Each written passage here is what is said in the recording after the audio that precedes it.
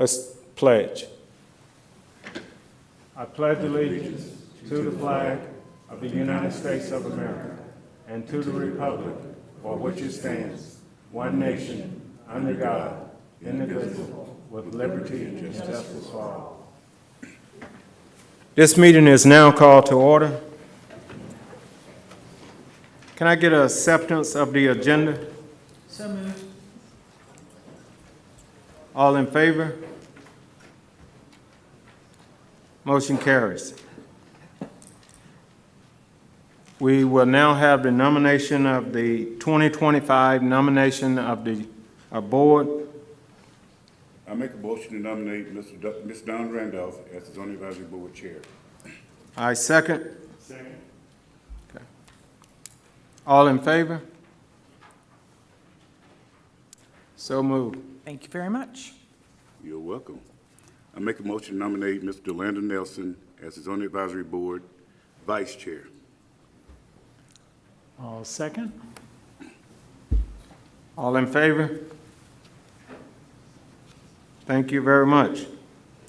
I make a motion to nominate Mr. Kamal Assalam as the secretary of the zoning advisory board. I'll second that. All in favor? Motion carries. We now have the 2025 nominees for Henry County Planning and Zoning Advisory Board. Staff, do we have any comments?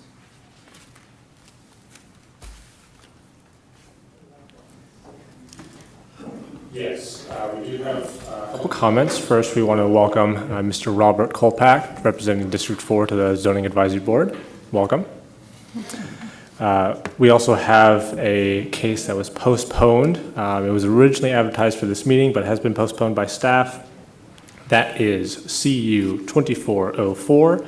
Angela Hannon of McDonough, Georgia, requests a conditional use for property located at 2063 Panola Road and land lots 197 and 188 of the 7th District. Property consists of 5.760 plus or minus acres, and the request is for a group home, District 2. That item has been postponed.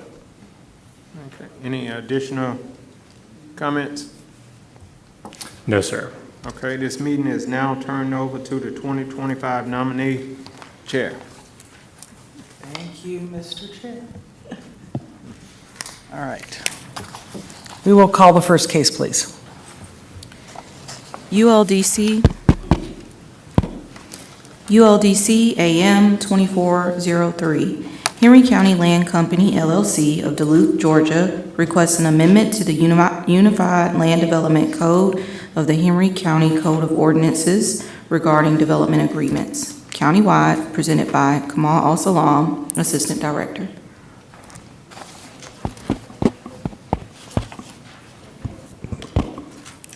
Good evening, Madam Chair, Good evening, sir. Vice Chair, board members, citizens of Henry County. The Unified Land Development Code Amendment being presented tonight was submitted alongside a rezoning case that we will be discussing later.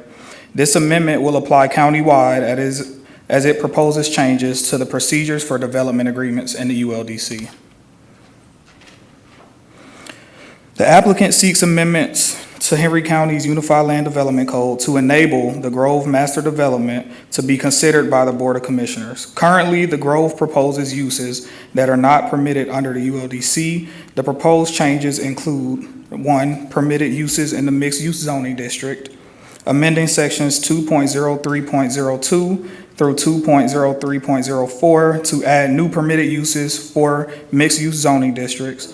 This change would allow uses specific to the Grove development or other development agreements to be approved through zoning decisions by the Board of Commissioners.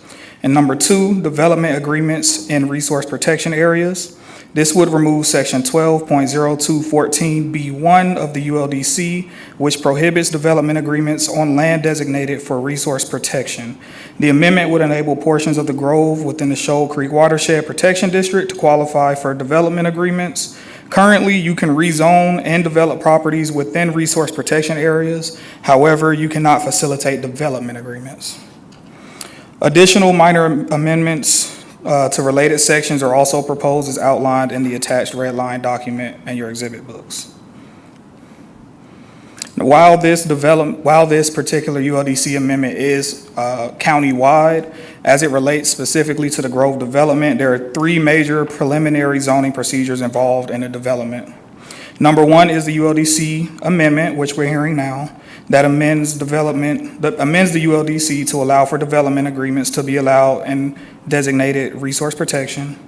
Number two, which is RZ 2427, which we will be hearing after this, aims to rezone the current property from RA, R3, RM, C2, and C3 to just MU, one zoning district. And number three, as a part of the rezoning, is a development agreement, which would be allowed per the ULDC amendment proposed today. Due to the massive nature of the development, the applicant team has proposed a 40-year development agreement, which has been reviewed by Henry County Development Departments. This development agreement will take precedent over the ULDC, where the more strict code takes precedent. So this is just the first step, the first zoning tool to allow the development for the Grove Master Plan. Planning staff, the proposed amendment actually does align with recommendations that staff would suggest incorporating into our upcoming ULDC rewrite, which is expected to be finalized in summer 2025. So if approved by the Board of Commissioners, this same code with maybe a few tweaks depending on what we find in between now and April when the rewrite is happening, would just go right into the new ULDC as written. Staff recommends amending the following sections as detailed in the report. That's section 2.3.02, residential land uses in base zoning districts, section 2.03.03, non-residential land uses in base zoning districts, section 2.03.04, accessory land uses in base zoning districts, section 12.02.14, requirements for development agreements. And I know it may be a little hard to see, but this is actually the red line document. In red is what's being added to the ULDC, and this is also in your exhibit books. And everything that's in black already exists in the ULDC. So we're striking some things, taking some things out, adding things to the ULDC. Basically, the crux of this code is saying that we want to be able to have development agreements in areas that have resource protection, because it's a lot of them throughout Henry County. You can still rezone through them now. You can rezone and resource protection today, but a development agreement actually gives you a little more teeth, and that's really what we want to do as rezonings continue to come through the county. We haven't really done many development agreements over the past couple of years because our current code isn't really conducive for it. Before, we had a specific zoning called PD, Plant Development, which was specific to mass developments such as this. That code was taken out when the ULDC was adopted in 2009. And ever since, planning hasn't really been able to utilize the development agreement from a planning standpoint. We'd like to reactivate that so that we can have more thought out and master developed developments, basically. So that is the short and long of it, and I'll be happy to take any questions that you may have. Does the board have any questions for staff? Ms. Reed? Yes, what is the purpose of this proposed change to the ULDC? What is the purpose of it coming up at this time, rather than later on when we have a more or less of a comprehensive rewrite of the ULDC? Yes, sir. So the Grove development cannot move forward without this code rewrite. Again, staff, this wasn't the original way that the code was presented to us. We went in and basically ripped it apart and made it our own. But the application is from the development team. So this is what we would put in the new ULDC, but considering the development's timeline, the applicant's timeline, they need to do this before they can get their rezoning, or concurrently the same time as the rezoning. Yes. development agreement, if we don't agree with that, basically, if we agree to this, the development agreement takes precedent. So, once the board agrees to it, the Board of Commissioners, as you're just a recommending board, this isn't the final decision here. Whatever your recommendation is, we take that back to the board for consideration, and they make the ultimate decision. But, to your point, yes, if the Board of Commissioners were to strike down this ULDC amendment, then essentially, you would not be able to do the development agreement at all. Doesn't mean you won't be able to rezone, it just means you won't be able to do the development agreement. Because I'm really concerned with the development agreement. Not that this is bad, but the development agreement that I read through doesn't really protect the county. Right, well, the Or the development citizens. agreement will be discussed at the rezoning portion. Any other questions from the board? Yes, sir, Well, Mr. yeah, Bennett. You had mentioned that you haven't done any of these, since the ULDC has been put in place in 2009? Well, I've only been here since 2020. Okay. Looking at the history in our files, there was a steep drop-off in development agreements once 2009 happened, because that PD, that Planned Development District, was taken away.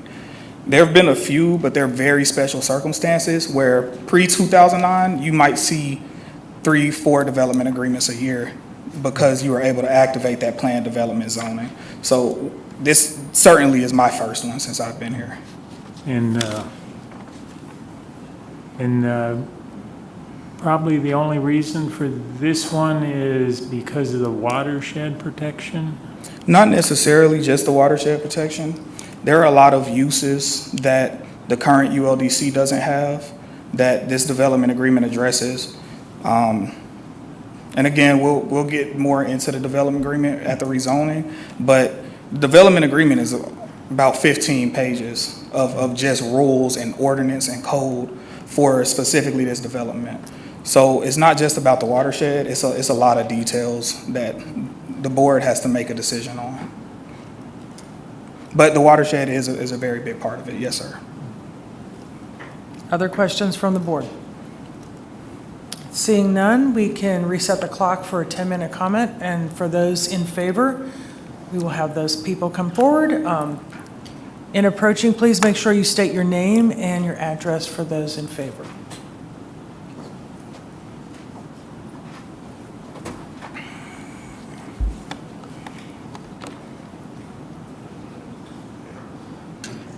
Good evening, Patrick Brooks, 2170 Satellite Boulevard, Suite 425, Duluth, Georgia. I'm here on behalf of the applicant. I have a presentation. You want to do that now? Yeah. Oh, I thought we were going to do combined cases since they're so conjoined with each other, but we can start just talking about the development agreement, and I can go through this next. So as part of our zoning, when we looked at this, we started this process with the county nearly 3 years ago now. So to answer one question that was asked, like why do it now?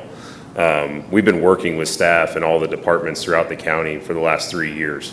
The development agreement before you was crafted by language proposed by the Henry County and our input. So we provided the original draft, and it's been ripped to shreds, as Kamau mentioned, multiple times over the last couple of years, and we feel like we're finally at a place where we do provide the county with protections. I'd say the number one thing about the development agreement that's important is we've made a ton of promises over the last couple of years about our development and the quality that we're promising. This ensures that quality over the next 40 years. It's proposed as a zoning condition on our development, so it runs with the land. A big thing that a lot of people say about developers is they're not here for the long term. We've put it in writing, we're here for the long term. And even if we were to not be here, the county is still protected by these measures. So that's what I'd like to say first about it. This is really for my rezoning to go through like the concept plan and renderings and all the other aspects of it. So I guess I will take questions on the development agreement currently. So. Do we have questions for the applicant? All right. Seeing none at this time, thank you very much. Okay. Thank you. Do we have any others wanting to comment in favor of this case? If you would like to comment in favor of the case, then you can come to the front. If you're in opposition, we will be taking that next. Okay, seeing no others in favor, we'll reset the clock. You're in favor? Okay. Please come forward and state your name and your address, please. David Branch, 1857 Greystone Road in Atlanta. And I'm here as the representative of the Talmadge family. Lanice Talmadge, her daughter Elizabeth, her son Robert. Lanice and Elizabeth wanted to be here tonight to speak, but they had an illness, and they asked me if I would to come down and represent them in making some remarks about the project.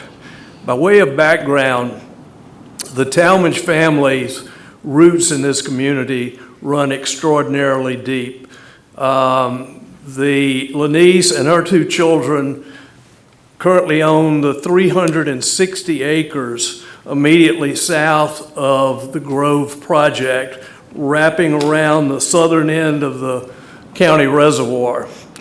They have owned that property for almost 100 years. They have cultivated it, they've raised livestock, they've built houses, they've fished, and they've hunted, and they care deeply about the property. And I would submit to you that I don't think there's anyone who will be impacted more directly by the Grove project than the Talmadge family on their 360 acres. And what they wanted me to communicate is their strongly held belief that growth is inevitably painful, it's often disruptive, but the absence of growth is inevitably decline and diminution of values. The family believes very strongly that great communities must include a diversity of elements. Obviously, you have to have great residential areas. You need a mix of existing residential, newer residential product, varying price points. Everyone wants great residential areas in their community.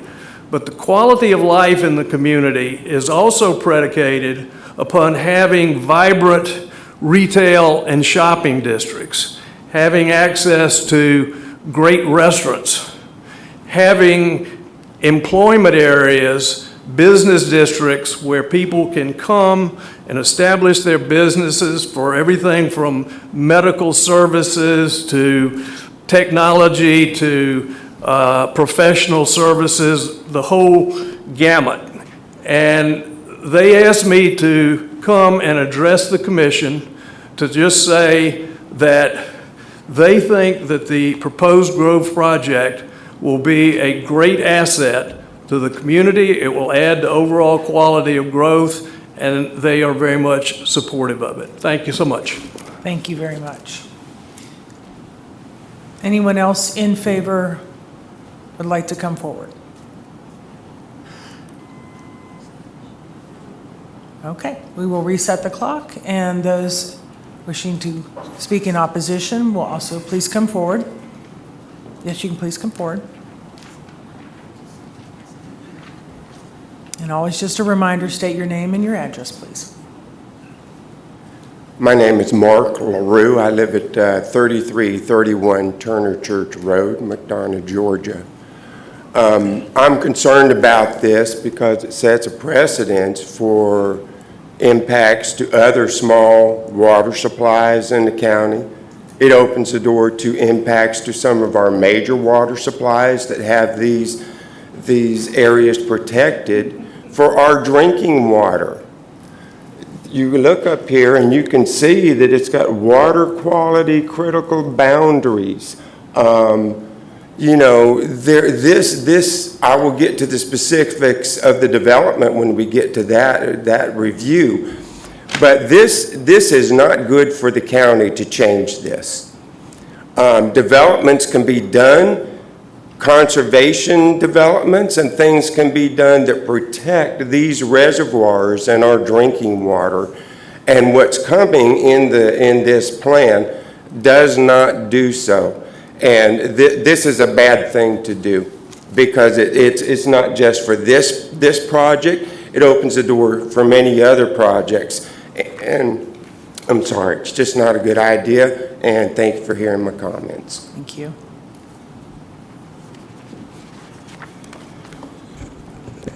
Hello, my name is Connie Snow, and I reside at 426 Chase Marion Way.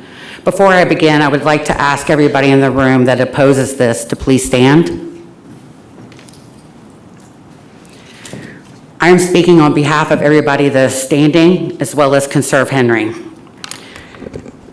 I want to first point out some serious points that during my research is that this is going to have a massive impact by changing this and allowing the Grove to go forward on our schools, traffic, crime, and environment, and property values. However, the biggest impact will be on our water system and our water fire protection. The negative impact on our water system will put safety, welfare, and health of the citizens for both Henry County and Clayton County at risk. This is supported by facts that are well documented in the feasibility letter issued by Barge for this development. Currently, California is being ravaged with fires that are still burning due to lack of planning and foresight from their local and state government as it relates to fire water protection. We ask that before approving the change in the ULDC or this Grove, you take those items into consideration. We also want to point out the following, that 215 Talmadge Road was a part of Clayton County, and the property is currently supported by Clayton County's water system.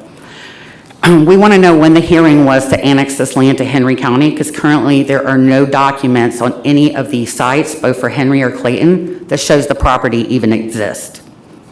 I want to also point out that 215 Talmadge Road is owned by Murphy Talmadge, who is the owner of our current Henry County's attorney law firm, Squire Patton Boggs. He was also appointed in 2021 by Chairman Harrell as our county citizen representative for the Atlanta Regional Commission, and he used that address recently as his place of residence for his appointment to that commission. I also want to point out in the zoning applications, the school letter is dated for 2022. There is no 2024 letter listed in that packet. On August of 2023, the developer met with the Henry County Water Authority to discuss the water and the sewer needs for this development. I have included the minutes from the meeting in my supporting documentation, which I have a copy for all of you. There were several takeaways that are important to note. The developer did not want to pay upfront cost for the feasibility study or the sanitary sewer improvements, as it would cost over $11 million. Henry County Water Authority noted that all developers have paid that cost upfront in the past. They also noted that the $11 million was for water and sewer improvements, and not by paying that cost up front, it would place a financial burden on the current ratepayers for Henry County Water. The developer also wanted to be exempt from impact fees and wanted to install low-pressure force main systems. Henry County Water Authority noted that the force main systems were not permitted in Henry County due to maintenance liability, and that the replaced cost those pumps would obviously fell over time, and the cost would be placed on future homeowners. The developer also wants to create a tax allocation district, increasing the property owner's taxes in that area to pay for some of the costs with the sewer and water improvements. Again, we're putting the burden back on the citizens.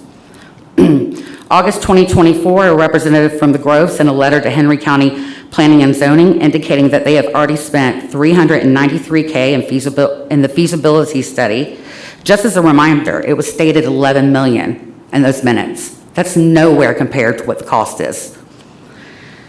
In September of 2024, Barge issues the first of feasibility studies for Henry County, which was submitted to the Henry County Planning and Zoning, and it further noted that by 2025, Oak Street Lift will be operating at above firm capacity, and by 2030, as the first phase of development is completed, the Oak Street's lift stating pumps will be incapable of handling the projected peak flows from the proposed development.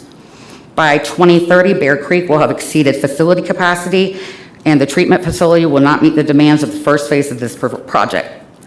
Barge also noted for the Clayton County part of it, which was submitted to Henry County Planning and Zoning, that currently the water system cannot provide adequate fire protection at the Grove without system improvements. The Grove currently would have limited water supply on the Clayton County side and would not meet the Clayton County Water Authority fire flow capacity requirements. Analysis shows that by 2029, it would be at firm capacity for Clayton County for this development, and upgrades are needed in a timely manner for this development.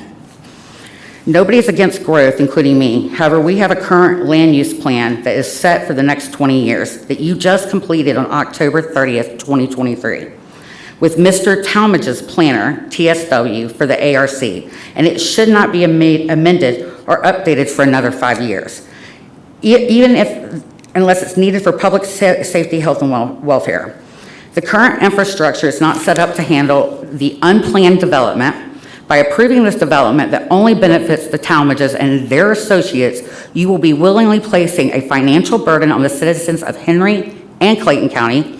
You will be putting our public health and safety and welfare at risk. And that is all I have. I also want to make sure that all of these documents I'm about to give over to you is submitted into the record for public comment. Thank you. Just want to remind everyone, we have 2.25 minutes left. Good evening. My name is Jean Kessinger. I live on Rocky Creek Road in Hampton.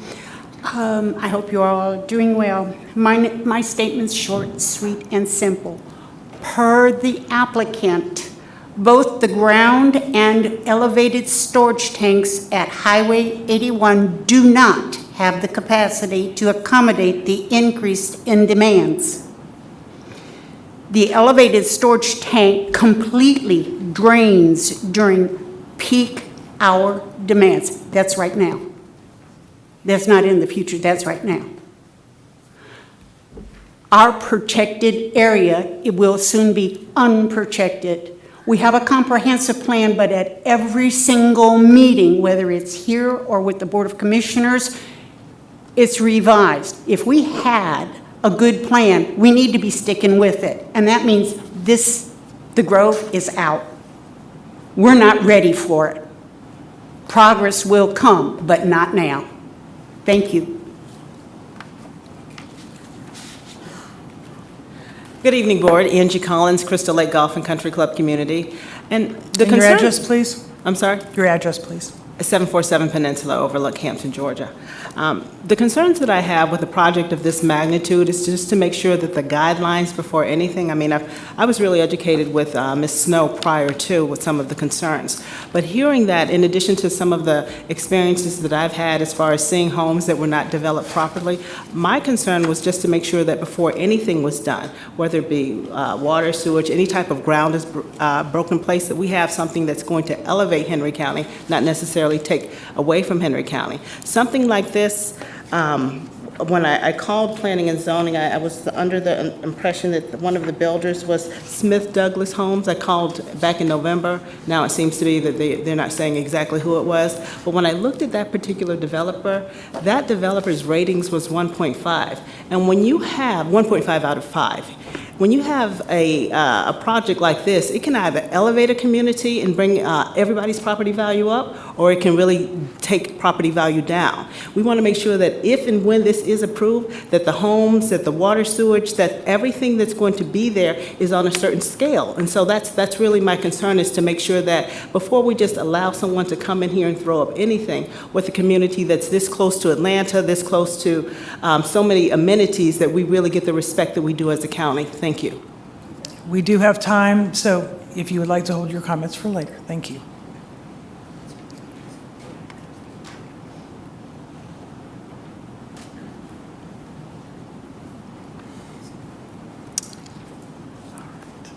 Do we have any other questions for staff or the applicant?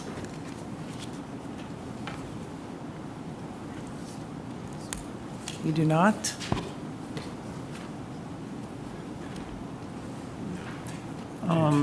I do have a question for the applicant. All right, thank you, Mr. Venom. Please go.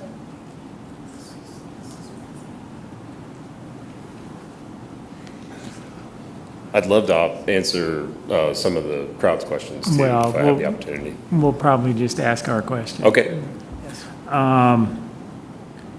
And have you, well, I'm sure you've had water authority, meetings with the water authority and talked with them. Have you talked with them in regards to the water protection ordinance and what kind of effect that would have on them if you're not following it as it is? Yes. So we've actually been speaking, I think it's important to note that this reservoir is owned by Clayton County Water Authority, and that's who we've been speaking with the most about the project, given they're going to be our direct neighbor, and they currently have infrastructure on our site. So I want to make that clear. It's not a Henry County water drinking reservoir. We've spoken with both authorities about it. Henry County Water Authority is obviously apprehensive. It was their code that they had placed into the ULDC. Clayton County's code is what we're proposing on our plan. So our buffers and our setbacks model Clayton County's code. We've spoken to them about our plan. They obviously hope that it would remain a family farm till the end of time. And that obviously hasn't happened since we've purchased the property from the Talmadges, and we are looking to develop it. So they understand exactly what we're doing with our plan, and they're appreciative that we have met their standards. Did the Henry County Water Authority explain to you why they had those critical water levels and all that? They explained it to me as that this is the standard that they have on their drinking water reservoirs. There are two other Clayton County water reservoirs within Henry County that have much less restrictive standards to them. I believe it's Little Cotton Indian Creek, and I'm blanking on the other one right now, unfortunately. They wanted to make the drinking water standards standardized for Henry County, but again, the Clayton County standards are a much lower level. It's a 100-foot undisturbed buffer and a 150-foot impervious setback with no water quality critical area. I had some conversation with them, with the Henry County Water Authority, and part of, or one of the reasons that it's there is that when they went to put in the Tussaha Reservoir, this was a requirement from the U.S. Army Corps of Engineers that they have the protection around all the reservoirs in the county, which, I know it's a Clayton County one, but it is in Henry County. Yes. So it would have an effect on, what their requirements are, and their requirements are to maintain that ordinance and, make sure it is protected. So it would have an effect there. I'm not sure what kind of effect it would have on them of having to do something different that would inevitably going to cost Henry County more money, to where, the citizens are probably going to end up with a higher water rate because of, if they have to come up with some other method than what's there.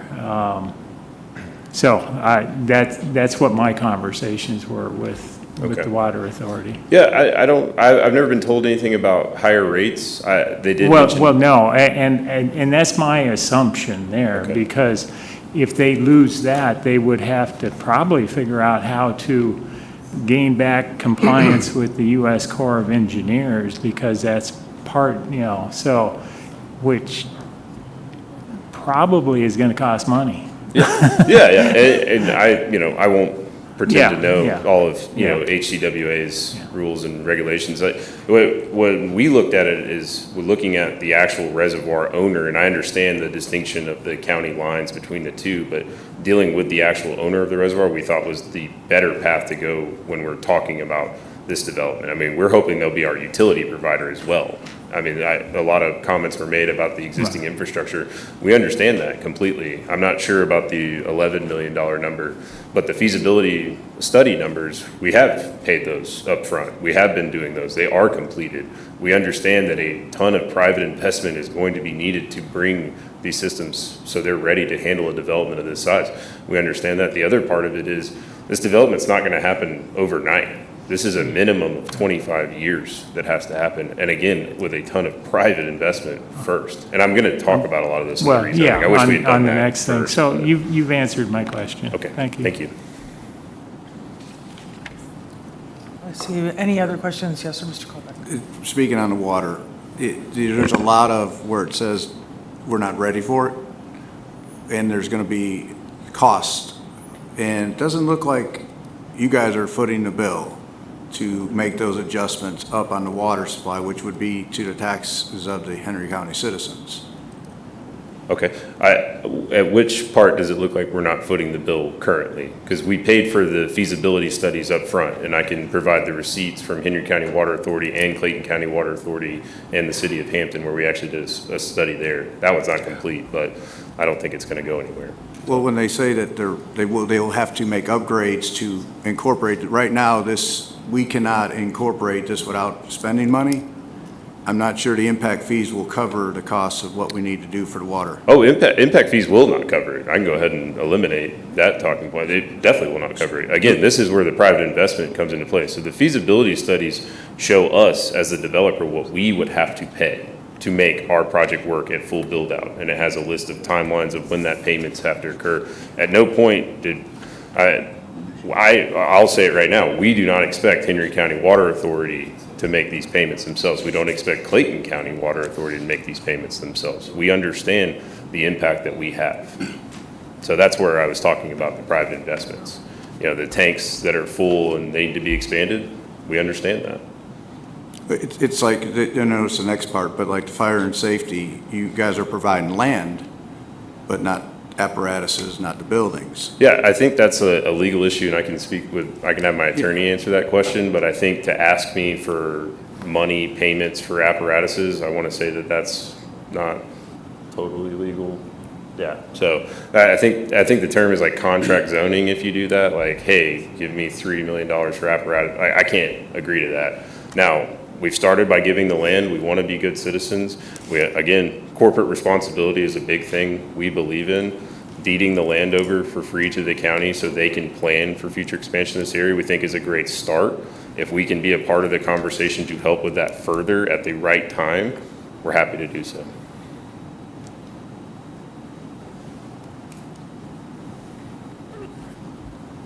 Other questions?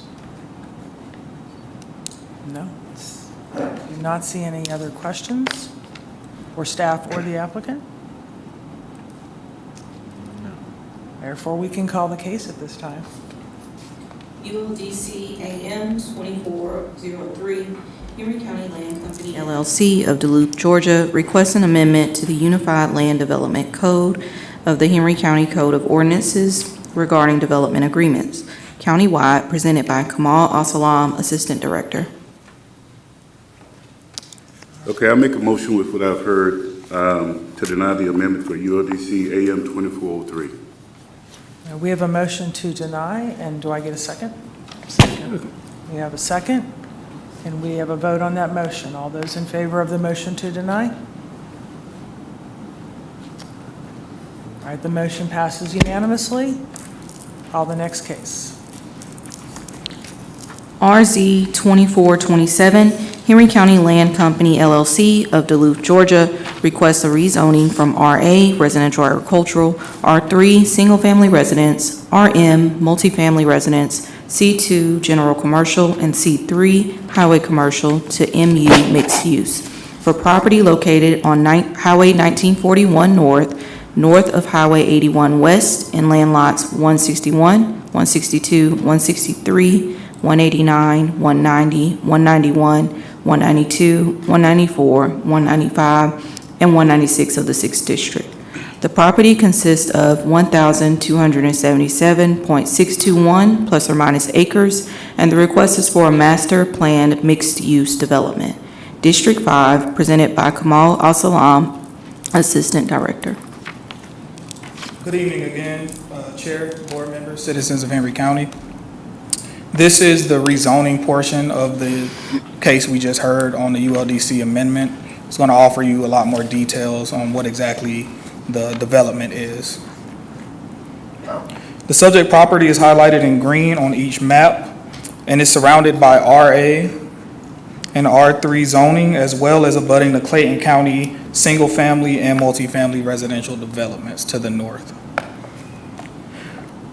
The applicant is requesting a rezoning from RA, R3, RM, C2, and C3 to MU with residential density of 5.6 dwelling units per acre gross. The applicant is proposing a development which is consistent with the low-density, mixed-use, future land use designation, which allows for a mixture of uses. Compliance with the maximum net density of 8.0 dwelling units per acre is required. Low-density mixed use is a new future land use designation in Henry County per 2023 comp plan update. It is intended to support mixed-use developments primarily in suburban mixed areas. These nodes can include a variety of uses, including commercial, office, and housing in a walkable, people-oriented environment. Housing in these areas is anticipated to be slightly denser than in surrounding areas to better support retail, but still no greater than 8 dwelling units per acre net.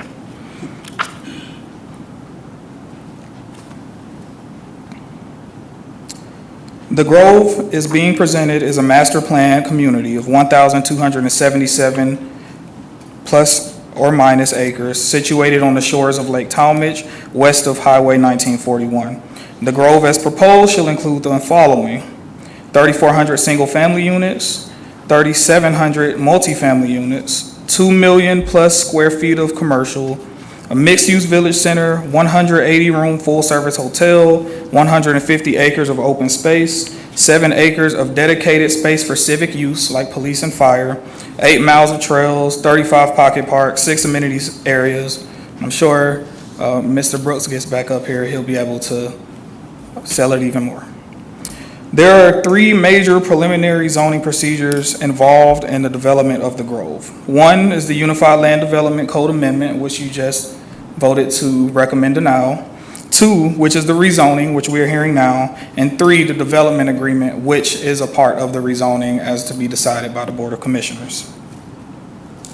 Since the initial introduction of the Grove Master Development Proposal, planning staff and the applicant have collaborated extensively with multiple departments and authorities to gather input, requirements, and recommendations for a project of this scale. These departments include, but are not limited to, fire and police departments, county and state departments of transportation, the Transportation Planning Department, the school board, Henry County, and Clayton County water authorities, Parks and Recreation, stormwater sediment and erosion control, the building department, tax commissioners, and GIS. Feedback from these entities have been incorporated into the draft development agreement, which will serve as a tailored zoning and development code specific to this project. The applicant has conducted water and sewer feasibility studies with both the Henry County and Clayton County water authorities in an effort to determine wastewater and water service for the development. These reports also include extensive infrastructure improvements and cost analysis to obtain service from both water authorities. That can be found in Appendices D and G. The rezoning request was determined to be a development of regional impact by the Atlanta Regional Commission and has completed the DRI process with a notice of decision provided to the county on August 15th, 2023, which includes extensive road improvements to support the development via traffic impact study, which is Appendix J through L in your report. A development of this scale could result in approximately 5,000 students once fully built. Ongoing conversations are taking place regarding the possibility of establishing a new school cluster or individual schools within the Grove development. So I would like to go over a bit of the zoning history for this project. The current zoning is RA, and RM, R3, C2, and C3, so kind of a hodgepodge of different zonings. They're requesting to go completely to MU. There are a few zoning cases associated with this area, but only on the kind of triangle slither side on the eastern side of 1941. So there was a comprehensive plan amendment to change the future land use from commercial and office institutional to high-density residential and commercial back in 2017, as well as a rezoning which was approved from RA to RM and C3 for the Talmadge Farms development. Obviously, that development has not gotten off the ground since 2017. In the 2040 comprehensive plan, the property received a mixed-use designation, which was 16 units to the acre under the Henry County 2040 comprehensive plan as a part of the mega site project. So before 2023, when we updated our ULDC, this was a high-density future land use designation. In our old comp plan, that was 16 units to the acre. When we did the 2045 comprehensive plan update, which got passed October 30th of 2023, the future land use designation went from mixed use, 16 units to the acre, to low density mixed use, which is 8 units to the acre. And that's our current future land use designation, which is low density mixed use.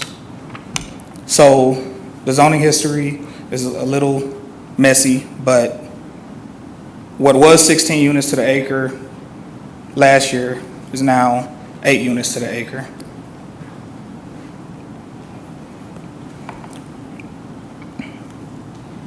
Again, the Grove is a pretty massive development. It's going to require a development agreement.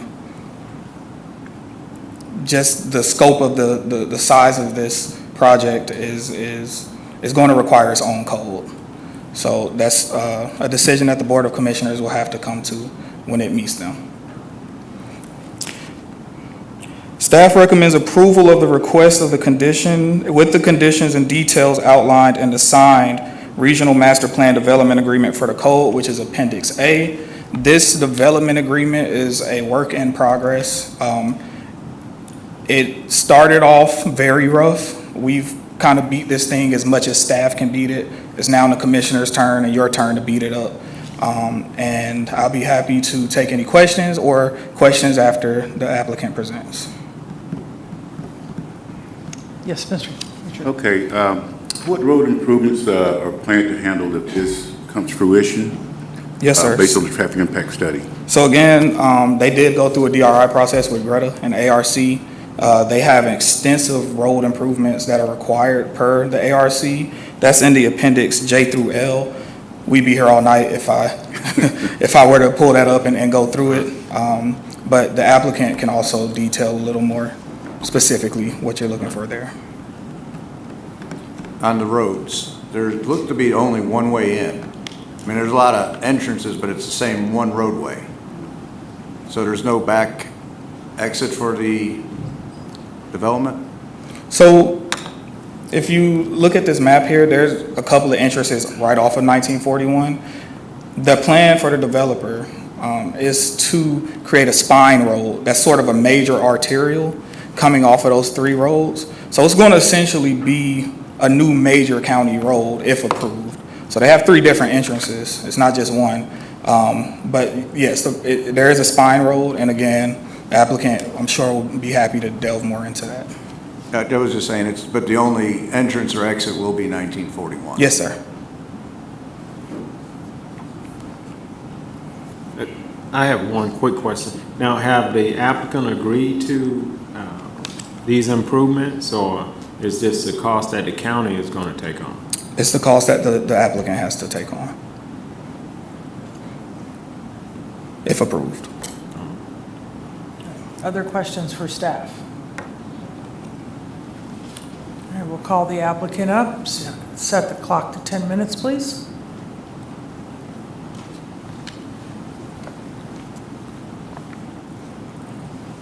And please, again, state your name and your address for the record. Patrick Brooks, 2170 Salt Lake Boulevard, Suite 425, Duluth, Georgia. I was kind of hoping we'd start here. I think a lot of these questions that you guys are asking now would have been answered, but I got a lot to go through in 10 minutes, so I'm going to try to speed through it as quick as I can. Again, I'm the Vice President of GeoSam Capital. We're the applicant for this project.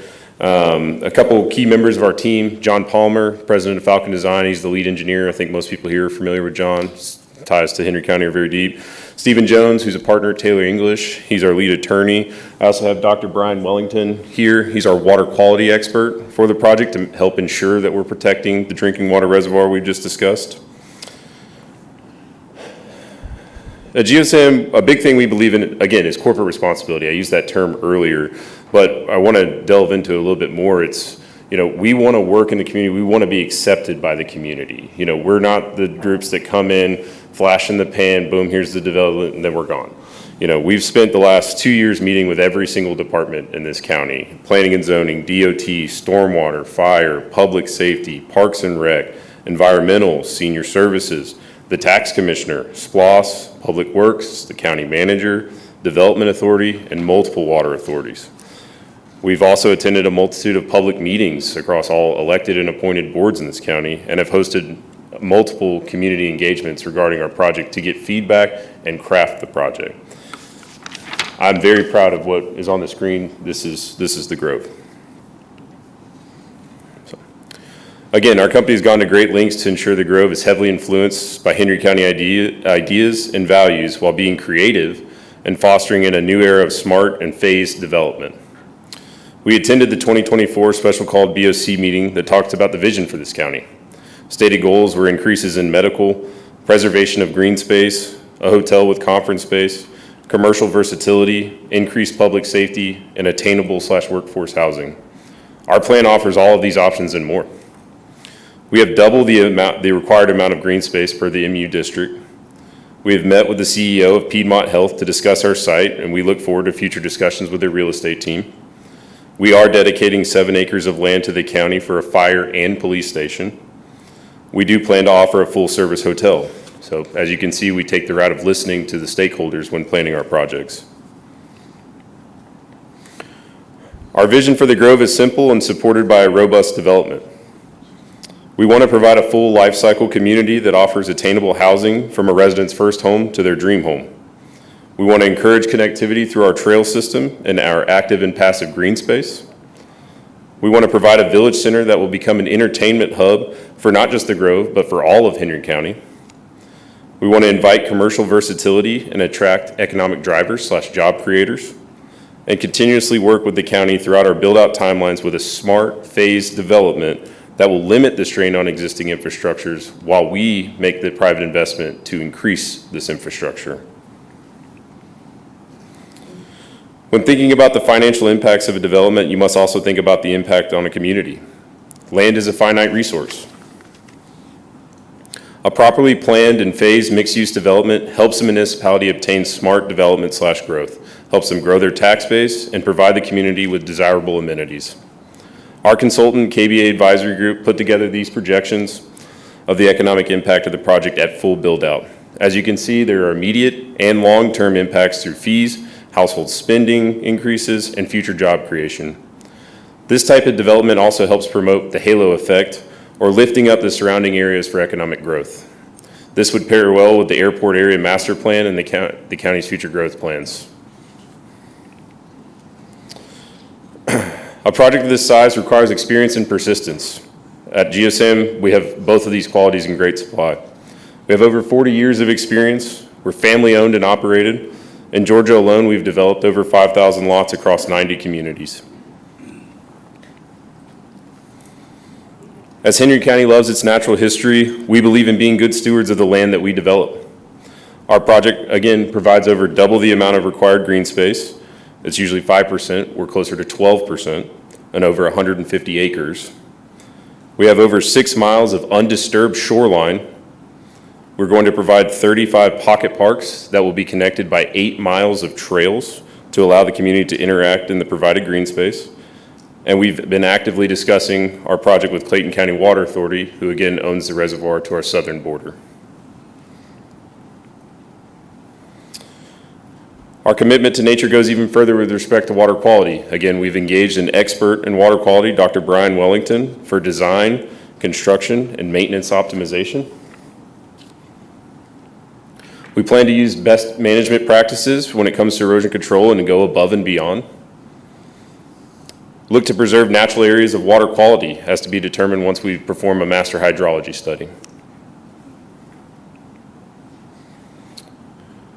Our experience as a developer allows us to identify community needs and promote versatility. Our main goal is to bring in an economic driver to our site. We're currently focused on medical as a use, as we think it would be the best for us. And when you look at a map of this surrounding area, medical is in dire need. Again, we've been discussing with Piedmont Health. They would obviously need to see an approved project before they would do anything. Residents on the west side of the county currently have to travel to other counties or make their way over to the 75 corridor for dining and retail options. We plan to bring a multitude of options to our site. We believe we're lucky to have an entertainment destination such as Atlanta Motor Speedway so close to us. We've spent a lot of time with that group talking about how the Grove can help support them and how they can help support the Grove, and we look forward to the future next to them for the next 25 years. Another thing our experience allows is for us to be selective in who we let build in our communities. Curating a community means to understand the start is just as important as the finish. We're setting up a master plan committee that will have a voting member appointed by Henry County to help ensure high quality is met. I'd like to walk you through a couple slides on our renderings. With a projected 25-year build-out, we feel comfortable hitting current architectural trends while leaving in some flexibility for what future consumers want to see. Here you can see our village center, which brings together mixed-use elements where the community can come together to live, work, play. For the commercial, we wanted to increase the standards here so it wasn't the same old commercial that you've seen throughout the lifetime in Henry County. We believe we've done a good job of that. Our multifamily section is another area where we believe we display a lot of versatility. It's not going to be just 3-story, 4-story buildings as you're accustomed to. We'd love to do the cluster home designation that was passed last year in Henry County, which are the smaller homes. And then we also have this really cool design, this 3-story quadplex that a sister company of ours is actually building right now.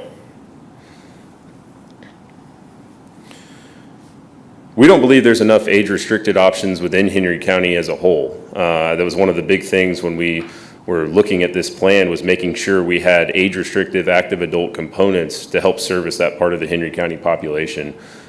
Currently, we have multiple pods of it throughout the project.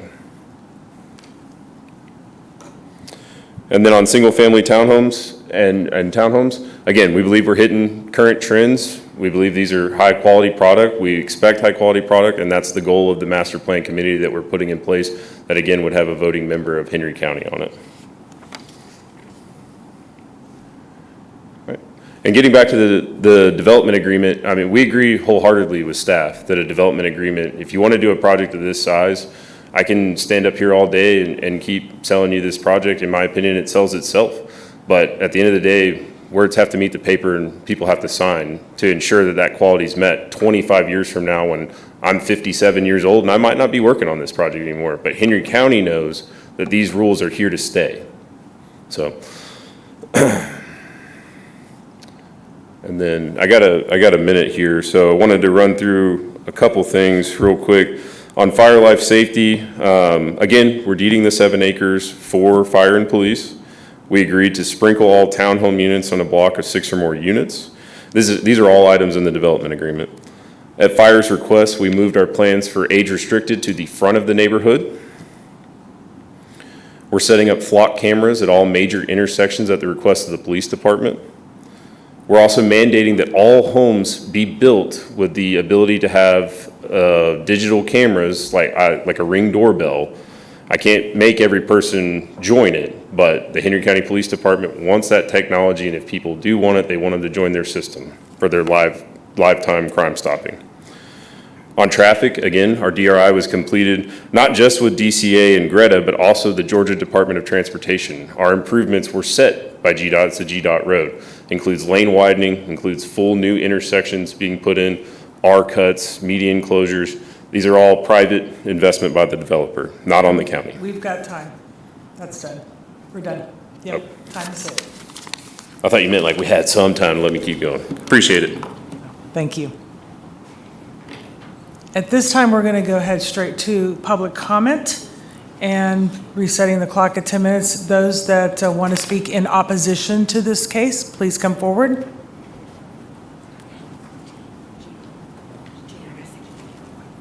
And I know you'll remember to state your name and your address. Connie Snow, 426 Chase Marion Way, McDonough, Georgia, and I'm with Conserve Henry as well. I just wanted to point out, you guys had some questions after I had spoke regarding the water piece. All that information is included in each packet that I've given for each of you to have, including the minutes from that meeting in August of 2023 with the Henry County Water Authority. I also want to point out, while he has paid the feasibility fee, there has not been any documentation showing that they've put any of the $11 million into the pot to fix the sewer and water stuff.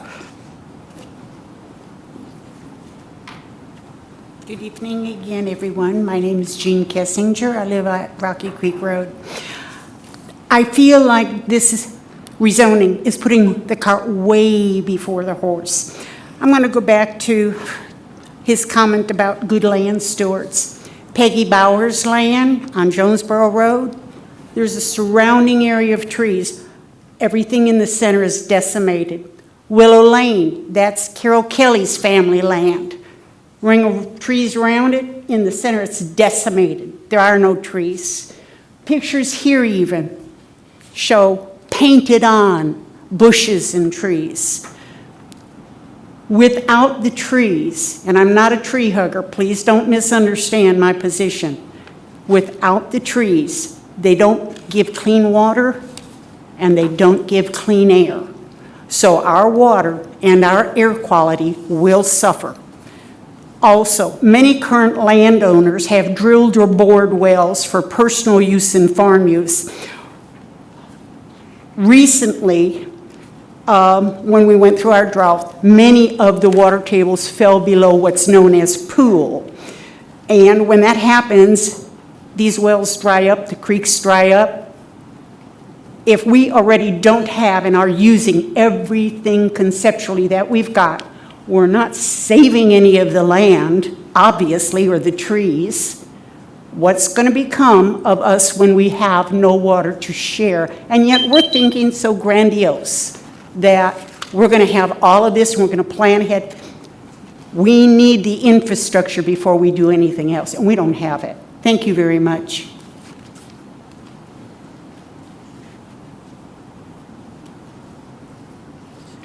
My name is Mark LaRue. I live at 3331 Turner Church Road.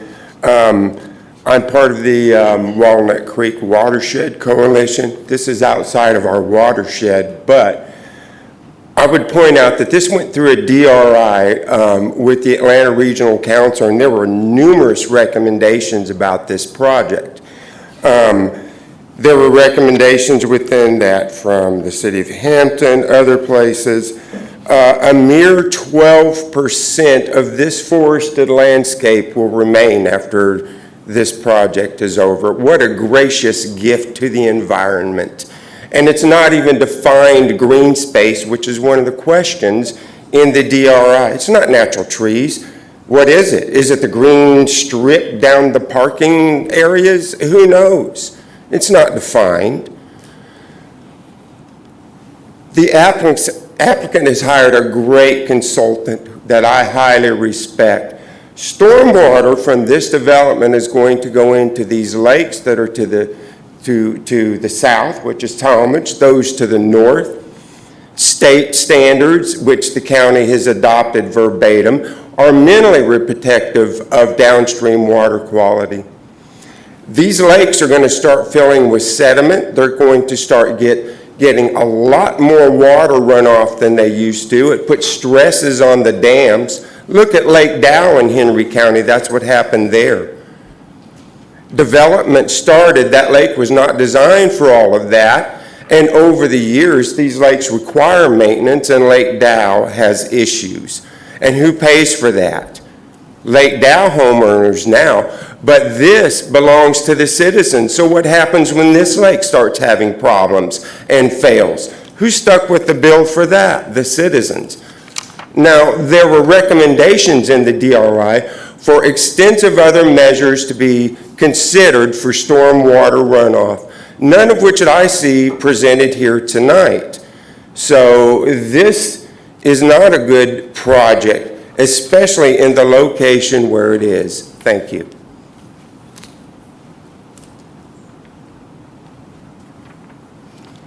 Hi, my name is Brenda Martin. I live on Apple Road in Locust Grove. I'm here representing Ms. Sharon Cloud, who is president of the High Falls Tawalaga Watershed Allowance. She represents over 10,500 petitioners and 1.2 thousand active members of a community committed to protecting the Tawalaga watershed. The High Falls Tawalaga Watershed Alliance is a nonprofit started in 2004. The Grove development will have a direct impact that begins along the headwaters of the Tawalaga River, but that impact will continue for over 50 miles, all the way to Juliet, Georgia, where it joins the Ocmulgee River. According to a recent estimate by the Nature Conservancy, for every inch of rainfall, a single acre of impervious surface can create 27,150 gallons of runoff.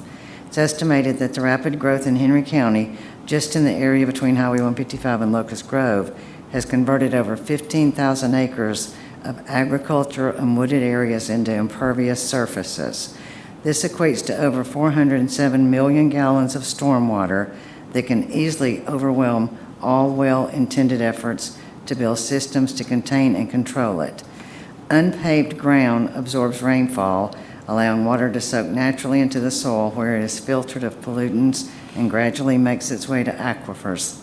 Paved surfaces disrupt this process, altering natural drainage patterns, leading to increased volume and speed of surface runoff, diminished groundwater recharge, and rapid and intense stream flow during periods of heavy rain causing erosion and more frequent and severe flooding.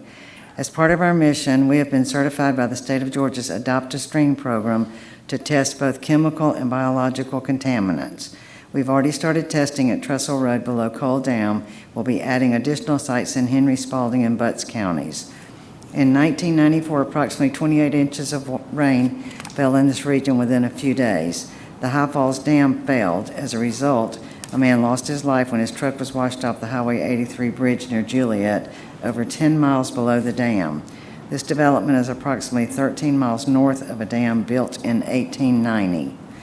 We cannot stress enough our concern as well as our desire to work with you to minimize the impact of this development on our watershed, especially the increased flood risk on the citizens downstream.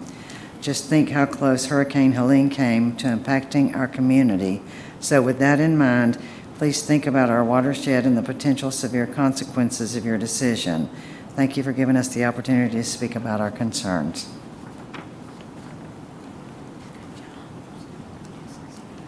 Greetings, Board. Angie Collins, 747 Peninsula Overlook, Hampton, Georgia, 30228. I've been educated this evening on all of the potential hazards that could come about if we don't have the proper infrastructure in place prior to this project being approved.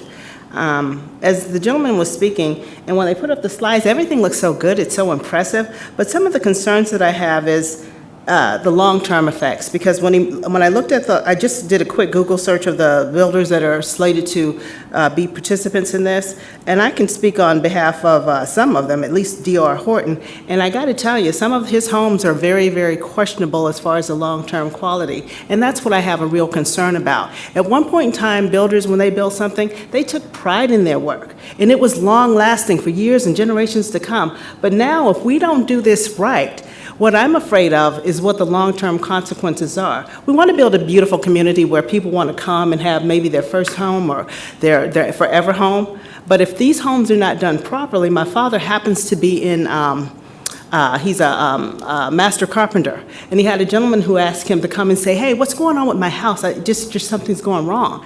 And from the beginning, it was a brand new house, but the foundation wasn't done properly, so it leaned. And he's like, there's not a quick repair for that. So when I look at the builders that we have coming to the community that want to build in our community, it's a big concern. That's a very big deal. For a property of this magnitude, I just want to make sure that if it is approved, that the things that the things prior speakers have brought up are addressed, that we want to make sure that we have water, we want to make sure that the fire and police department are in place, we want to make sure that there's more than one out, because if we look at what's going on in California right now, we can see that if you don't have it, things can go away just like that. And so instead of our property values going up, which would make everybody happy, they could go down drastically. Instead of having good neighbors that we have like we have right now, we could have those kind of neighbors that are the undesirables that we're fighting against all the time. So I really want you guys to put some serious thought into that, and I appreciate your time. Thank you.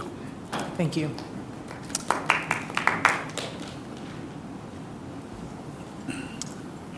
Let's go back to see if the board has questions for staff or the applicant.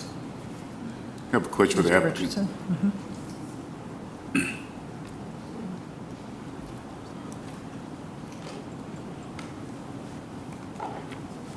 Hey. What measures are being taken to protect Lake Talmadge and the surrounding environment during and after construction, if this was to be approved?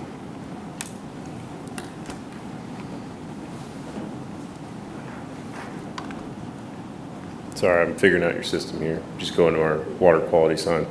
So obviously, we have to do a master hydrology study. We have not done that yet. We need to have an approved project before we move forward with such an expensive engineering process. That will help determine where all of the water quality ponds and detention ponds will go on the site. They will have to be there. The biggest protection is obviously the undisturbed buffer that I discussed and the 150-foot impervious setback that matches the Clayton County standards for the reservoir. And then the other things that we can do when it comes to during development in our erosion control is the temporary sediment ponds, the silt fence, concise grading plans that have to be approved by multiple departments at Henry County, and then the ongoing maintenance of our stormwater facilities. One of the main reasons we hired Brian, and I'll have him speak if he needs to, is he's actually a genius at this kind of stuff, and he brought up these examples of enhanced measures, which are these seep berms, and then putting these coagulants and flocculants into our best management practices to help us even more. So. Okay. Regarding the Board of Education and the amount of students that are projected when this completes, are you working with the Henry County Board of Education to address potential overcrowding of the schools, or are you allocating resources for a new school? Yes. So multiple things on the school system. We did get our original letter back in 2022. I had an email update. It should have been a part of this package from the school system that stated that their calculations was still the same. On overcrowding, in our use chart, education is a use. They have reached out to us before about putting an elementary school on site, but given that we're on the county edge, they don't know if it's a centralized enough location for it to make sense. We've left that use in there. Now that there's a new superintendent, maybe that conversation will spark back up. What I've been told is the education system is looking to build a new campus in this area. They want to do a full 3-school campus like they've been doing now to help address with growth. And then we have proactively been reaching out to private schools within Henry County to let them know that, hey, we're hopeful to have our project come along. We'd love for you to have, space in our commercial to help tell your story and set aside lanes for bus routes for them if people would like to pursue private education. Thank you. I know you spoke earlier about in the proposed renderings, but can you speak to any specific industries or businesses that are being targeted for operation in the proposed growth? Yeah, so obviously I can't use any names right now, but we obviously want to have a big box grocery. Hang on, let me just go to that. Oh, sorry, I'm going the wrong way. I'm just going to pull up the site plan real quick. So the east side of the property, that triangular piece over there, that's where we want to do the economic driver that I was talking about. We'd love to have one person, one campus, like a headquarters. Again, we're focused on medical. We see the need in this area, and we're having those discussions. One of the beautiful things about us as a developer in our experience, and we don't have to take out loans. We own this property. We bought it cash. We're not beholden to people with their notes above our heads. We can be patient for the right group to come in to the county. I think that speaks to what a lot of people are saying here, making sure what are the long-term impacts. Well, right now we see medical as the long-term impact, and that's what we want to pursue. And if we need to be patient for another 5 years, 10 years, well, then we will be. So, because the big thing that when you want to have the commercial that we're talking about at the front is you have to have rooftops to help support it, and that's where we want to start and where we want to focus anyway. So, but medical's our first. We have thrown around the ideas of soundstage studios. Movie industry in Georgia's definitely been a little bit slower over the last couple of years. I think everybody's seen that. Other states are just getting more competitive, but we have a ton of relationships now because that was our original thought process there, and higher education's another good one. So, Perfect, thank you. Well, since you brought up medical, was any thought given to a hospital there or a medical campus outside of the urgent care clinic that I saw in the rendering earlier? yeah, so the urgent care clinic, I would say I should probably take that picture out. That was originally planned for actually on the west side of the property until we went into the ideas of having a full medical campus. Our hope is a hospital. Again, we would do what we had to do to make that happen, right? Do we work on the land sale procedure to help them out as a hospital? Because it's very expensive to build a hospital. I mean, I think the new wing that's slated to be open at Piedmont is like $200 million for 96 beds. I mean, I understand how much money that is. I mean, that's hard for any hospital to do. What we told them, we're open, we're flexible, we want to work with you, we'd love to see something here that's above and beyond to help out this area of the county. Thank you. Final question from me. I know there was questions about the builders that were depicted on the in the slide. Are those the final builders for the residences if this goes through? So no. So no builder has been chosen for this site. Again, we are the one sole owner of this property. These are just builders that we've worked with in the past. I mean, we're proud of the relationships that we've had with them. One name that was mentioned was Smith Douglas. We don't have a relationship with Smith Douglas. I mean, I've seen their name before, but we've never done anything with them. D.R. Horton is the #1 builder in the nation, so I can understand, in special cases, people might not like the home or whatever happened, but I will say that they're the #1 builder in the country for a reason. And then semi-custom and custom home builders, we have a ton of relationship with local and regional groups throughout the state of Georgia. So, our hopes is to have a mix of both, right? To push absorption here. But no builder has been chosen. Again, we're the only people involved. Thank you. Yep. Mr. Kolpak? Can you go to that slide where you show your communities? Communities? Yeah, you showed you built 3 or 4 communities in different areas. States? Oh, like about us, about the developer? Yeah, okay. So Walnut Grove, Pendergrass, Georgia. Now, the property you're proposing here is real wooded and real beautiful. That looks like everything was clear cut. Can I start there? What's that? Can I start with your comment there? Well, let me finish. Okay. It just looks like it's all clear cut. Sure.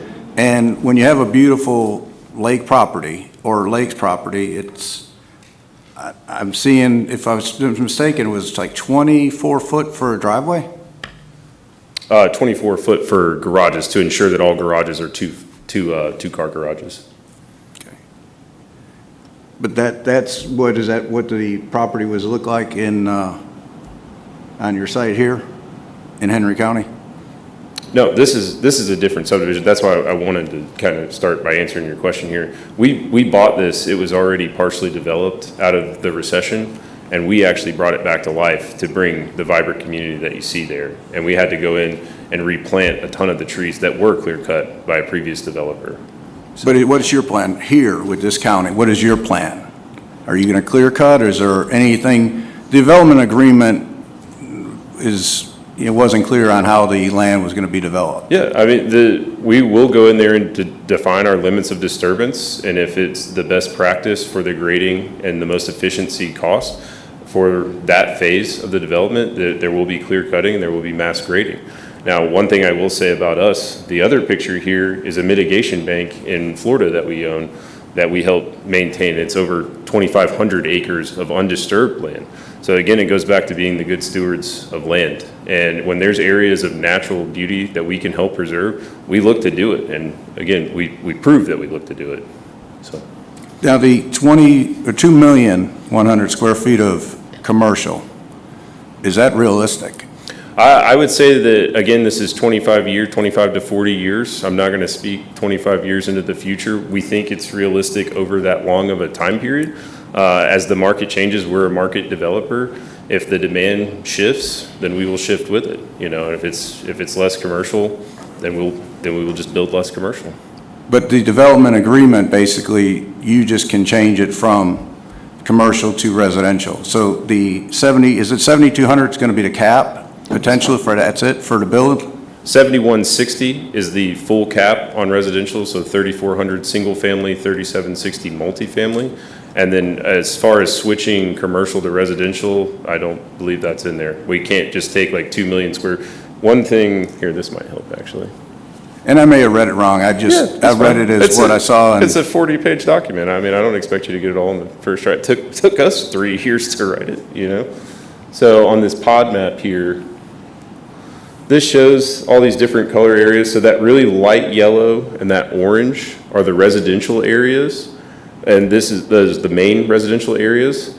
This blue is where that village center is. So there are some residential components there, but I can't go into that red or that yellow and start putting residential. And that's what the development agreement helps define. So to the point about like shifting commercial to residential uses, it's not allowed. And that's, again, one of those protections that we're talking about. All right, thank you. Other questions from board? I have a couple questions. One is that, now, is this entire project here, the development in Henry County, or is part of it in Clayton County? The entire project is within Henry County borders and in unincorporated Henry County. Okay, all right. And in terms of, there's a lot of questions concerning traffic. Have we contacted, I'm sure you're in touch with DOT, but what is the overall plan with the increase in traffic flow? Yeah, so that's the number one thing that the development of regional impact helps define, right? What do we have to do for the increased trip amounts and as the increased trip amounts happen? So they have to do a 25-year study that shows all of the improvements we have to make. That includes a lane widening that goes well into Clayton County. It includes all the new signalized traffic intersections that we have to put in and all of the new R-cuts along 1941. So basically, from county line to 81, we're responsible for all of those improvements as those trip counts take place, and it's all defined within the DRI traffic study. So we're working with GDOT right now to get a phasing schedule that's a little bit easier for everybody to understand. Okay. And at some point, if approved, what's your initial steps in terms of development? Initial steps are what we were just talking about. It's GDOT, right? We got to go ahead and figure out how they want to start with the main entrance to the property, and then after that we would work internal on the main boulevard. Okay, but do you plan to move forward with residential? Is that your first step, or? Yeah, so that goes back to what I was talking about on the commercial versatility. The rooftops are what drives that. We plan to get the boulevard back to the first phase of the residential pods, so we can start bringing the rooftops and getting the commercial people to commit to us to bring their stores and bring their jobs here. Okay. That's all I have as of now. Thank you. Thank you. Other questions for staff or the applicant? One more No. question. Mr. Kolpak? The road coming in, every entrance, every exit will be off 1941. For the residents leaving, and there's a bad accident on 1941, is there not a option to do a back entrance, a separate entrance off a different road? Yeah. Not in your neighborhood, but when you get to 1941 to go to the racetrack, and there's an accident, and the road shut down, how do they get out? Yeah, so we do have one emergency access point that will go through the Lake Talmadge subdivision there. That's North Circle. That will be protected by a Knox box, so it would have to be in an emergency situation. In this case, a fire or an ambulance would have to go through there and knock the gate open to allow people in and out.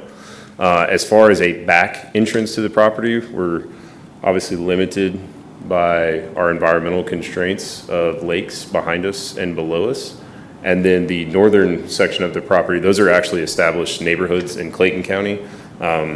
This is just, it doesn't really show it that well right there. But, so we don't have the ability to put a road through the back or southern or northern portion. So what we've done is work to get as many entrances as we could with GDOT onto 1941.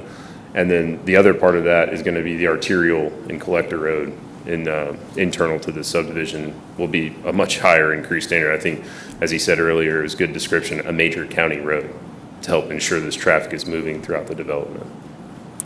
Then the 80% homeownership, it's a low number. Low? We usually, it's 5% is what we've been doing last few meetings? 5 to 10%? Yeah, I think 10%. Okay. We've got the apartments that are going to be rentals. Okay.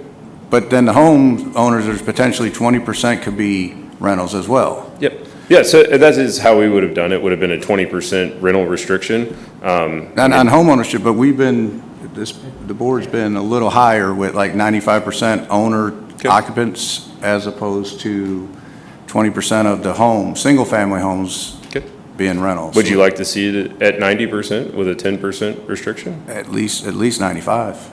Okay. If you're going to have the apartments, there's a lot of apartments, and I'm concerned with the amount of, it's just a big change to that area. Mm-hmm. But the homeowners, I would love to see more single-family homes.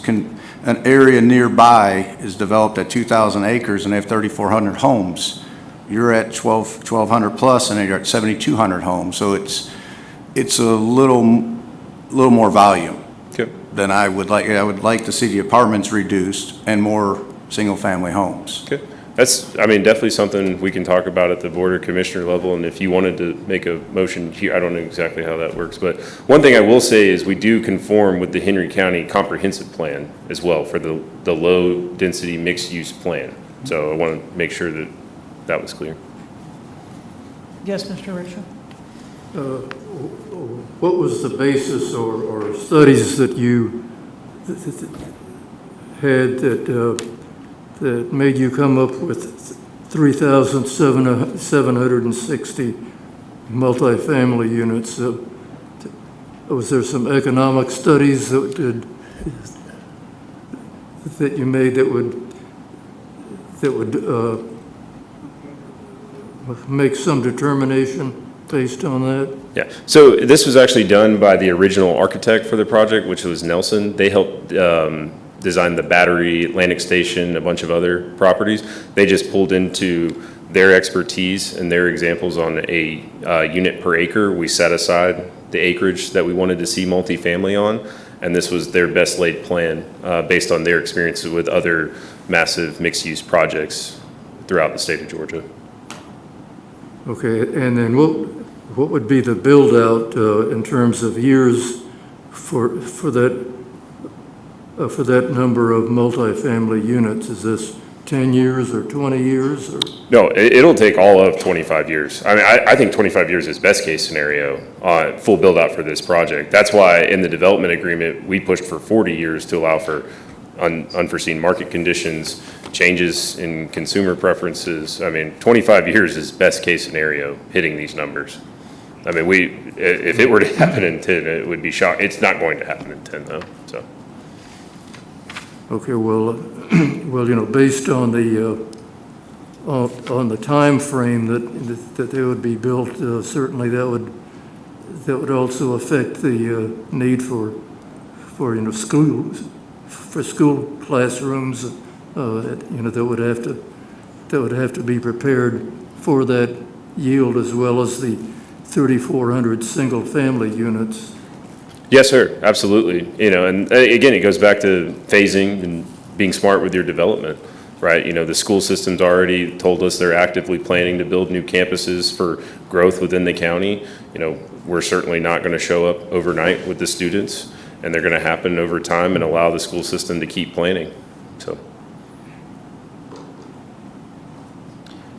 I have a question in regards to... For now. Thank you, Mr. Risher.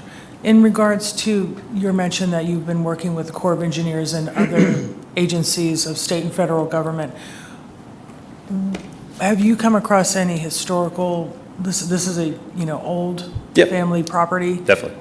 Plus, it's in an area that a lot of battles were occurring over time, as well as the mitigation for, you mentioned the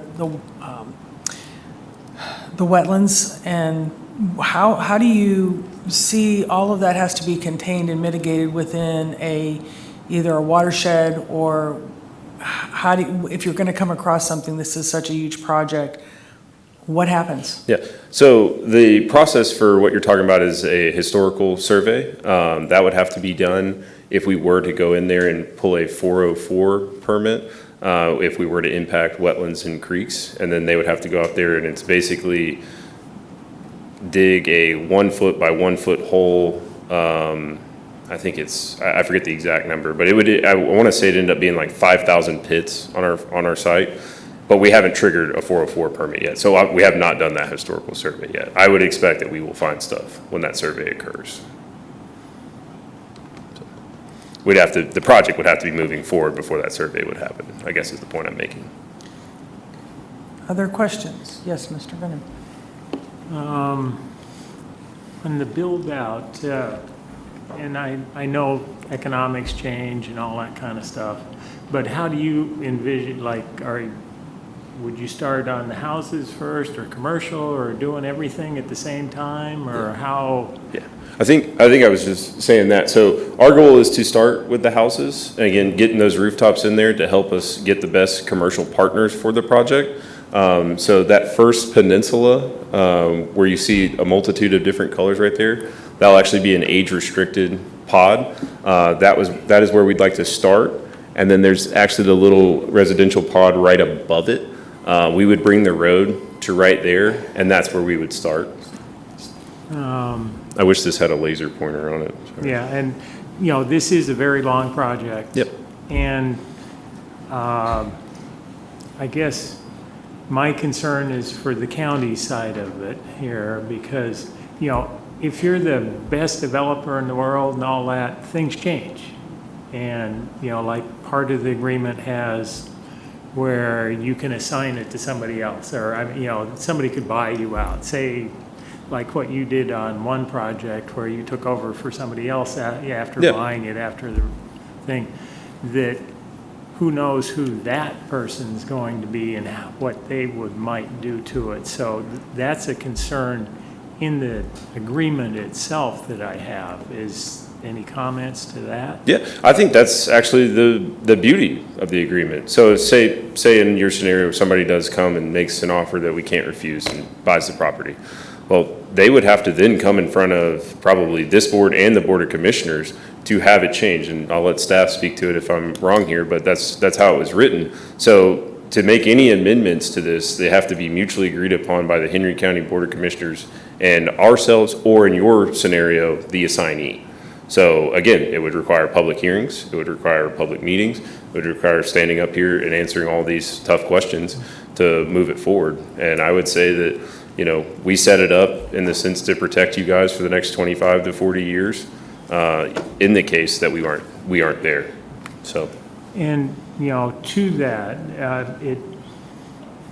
it seems like there's a lot of flexibility within the agreement for you guys, and it doesn't seem like the county has much of any control over that. I mean, I guess you would go with what the ULDC is right now if the agreement was signed right now. So any future ULDC changes you wouldn't have to do. You might do them if you wanted to, but you wouldn't have to. Yeah, currently that is how it's written. We would be tied into this ULDC version. Now, I will say state and federal laws as they change. So I believe somebody mentioned it earlier where the state law on runoff reduction was adopted and then Henry County adopted it. That would be a scenario where we would have to accept that as well, right? So like that's what I would say to that.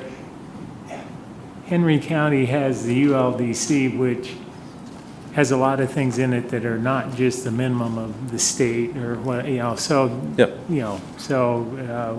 we wouldn't have many things we could change. Because I guess explain your board and how that works and what kind of control the county really has over that? Yeah, so the master plan committee, I want people to think of it, this isn't some like government board. So think of a high-powered HOA, right? So our master plan committee is designed to inspect all architectural submittals before they come to the county.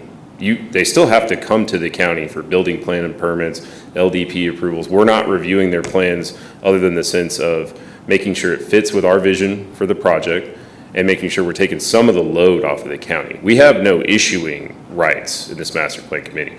Basically, the way I've described it to staff is every submittal should have a cover letter from us, the Grove MPC, like a certificate of appropriateness. And if it doesn't have that, you should just throw the submittal away or just immediately deny it.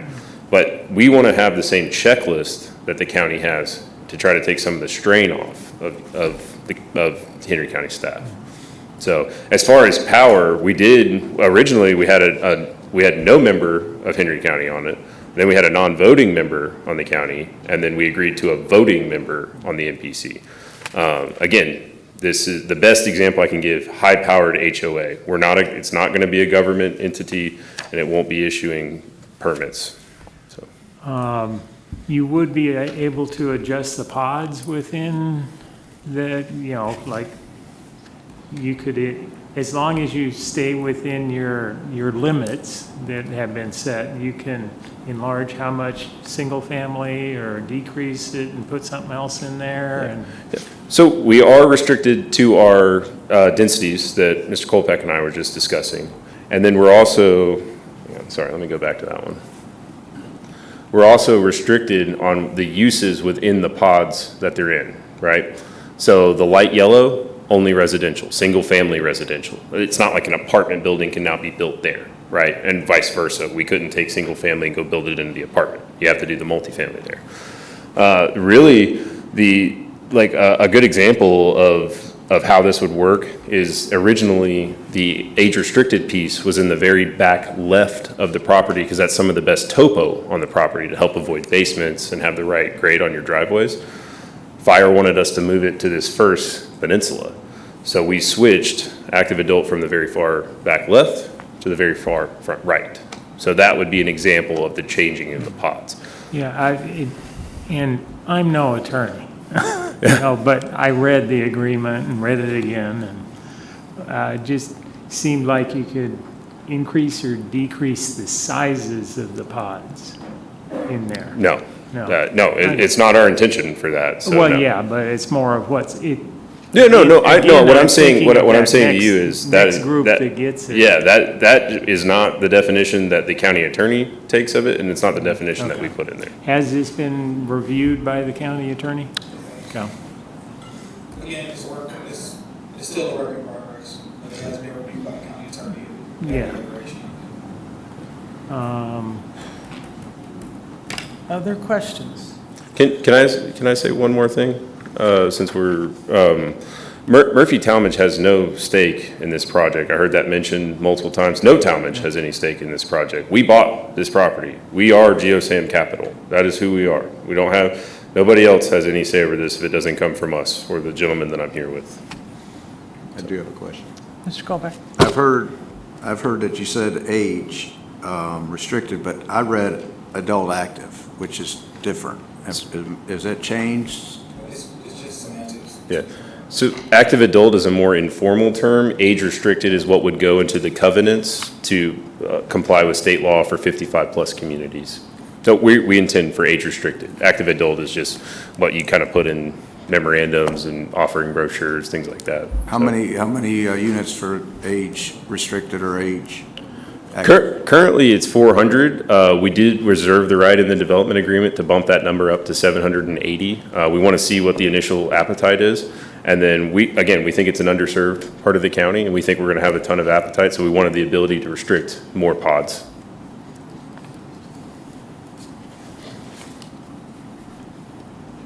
Okay. Mr. Venom? Is it Venom or VM? Yeah, I was going to say. VM, sorry. Oh, no, I've been called many things. But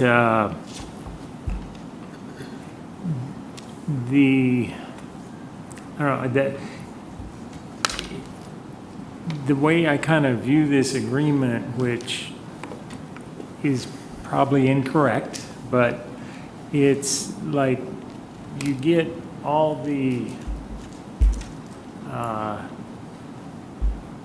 autonomy of a city, but you don't have then the responsibilities of being a city. It just, as far as being, until you get rid of your last property in there, you've got your 4 board members, and the people within there can complain all they want to the commissioners about whatever, not that they would, but if they did, the commissioners can't do anything about it, or really, they can come harass you a little bit, but legally, it doesn't seem like they can do much to you.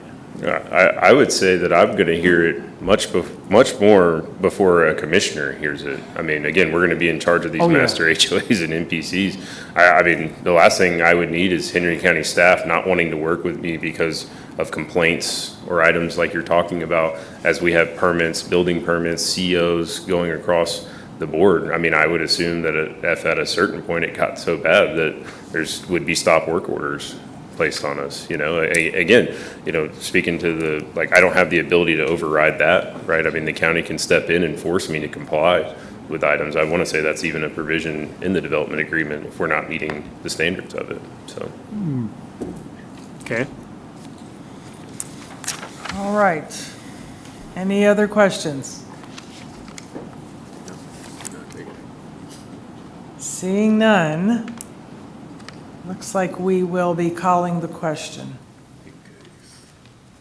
RZ 2427, Henry County Land Company LLC of Duluth, Georgia, requests a rezoning from RA Residential Agricultural, R3 Single Family Residence, RM Multifamily Residence, C2 General Commercial, and C3 Highway Commercial to MU Mixed Use for property located on Highway 1941 north of Highway 81 West in land lots 161, 162, 163, 189, 190, 191, 194, 195, and 196 of the 6th District. The property consists of 1,277.621 plus or minus acres, and the request is for a master planned mixed-use development. District 5, presented by Kamal Al-Salam, Assistant Director.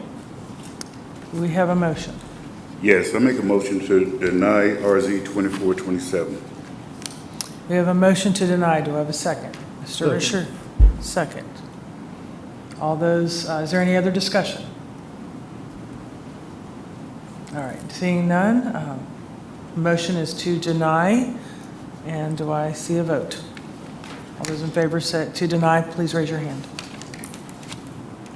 All those in the opposite position, please raise your hand. Note that we have one, Mr. DeLander. The motion to deny carries. Next case, please.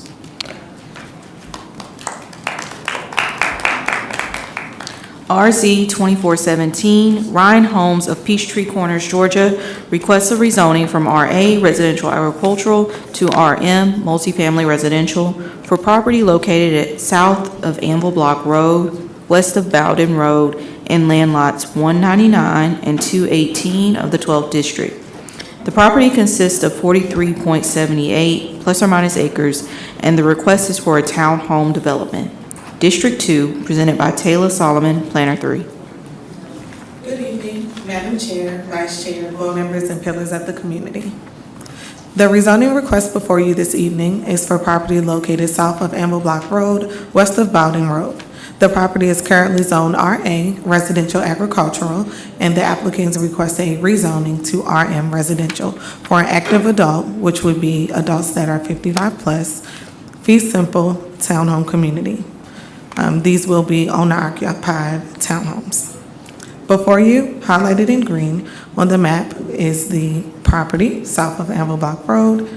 The current zoning designation is RA. The area in the immediate vicinity of the property consists of residential areas, including R2, single-family residence, and RA, residential agricultural, as well as C2, general commercial. The future land use designation of the property is low-density mixed-use residential, which supports up to 8 dwelling units per acre net. The slide shown before you shows the boundary survey provided by the applicant. The property currently consists of 3 different parcels totaling to 43.78 plus or minus acres. Above is the latest site plan as well as color renderings provided by the applicant. The property will appear to be developable as presented, and the site plan is conceptual in nature and will need to meet all of the development standards at the time of permitting. Above, you will see renderings, elevations of the proposed townhomes. Again, this is for an active adult townhome community. The slide shown before you the slide shows the input we've received from various departments regarding infrastructure, public safety. All of these comments can be found in your exhibit books. The applicant is currently requesting a rezoning from RA to RM for 43.78 plus or minus acres for a fee simple active adult townhome community. The applicant is proposing fee simple townhomes, which will consist of a total of 204. The future land use designation of the subject property is low density mixed use, which allows up to 8 dwelling units per acre net. The proposed development has a net density of 6.95 dwelling units per acre net. The property is located within the Highway Corridor Overlay District and will require to comply with the ULDC Highway Corridor Overlay District Code. The property is also required to comply with the ULDC Chapter 4, Section 40505, Design Standards for Multifamily Developments. Staff recommends approval of the rezoning request from RA Residential Agricultural to RM Multifamily Residential with the following conditions.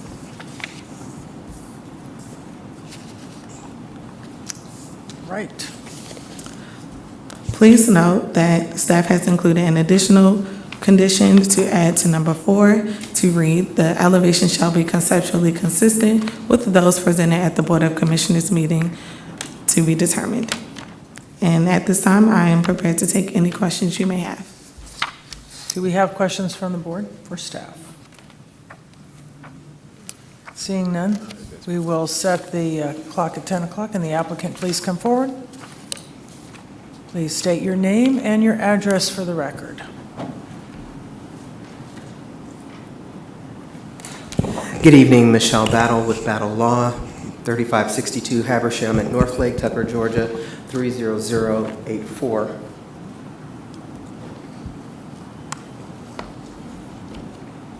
Make sure I know how to use this. Okay. I am here this evening with Jesse Clark from Ryan Homes as well. We are excited about this particular project. Ryan Homes is a division of NVR. They are builders in 36 metropolitan areas in over 16 states. Ryan Homes is a division of NVR, and they are developing along the eastern coast in the Mid-Atlantic, Midwest, Northeast, and in the Southeast. The project has been explained by staff. I wanted to point out a couple of things about this particular location. We are on Anvil Block near Fairview Road. And I think what makes this a really exciting opportunity for senior housing is that we are near a number of amenities that the seniors will be open to and able to use. We're near the Village Park in Elmwood.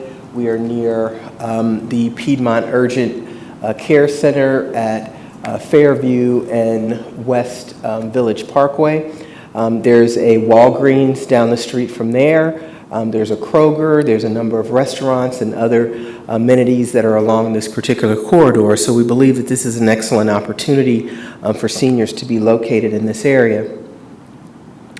When we look at the overall site plan, when we started this project, we were actually looking at it as a 3-story townhome project for families, individuals, and it became made apparent to us that the commissioner for the district was much more interested in having supportive senior housing, fee simple housing within this community. And so Ryan Homes readily said, hey, we have a product that we have used in other locations, and we would be excited to be able to have that within this particular area. And so they switched from that townhome units for just regular individuals to having it be an age-restricted community at 55 and older. This particular project does show the entrance point off of both Anvil Block and on Bowdoin to the side.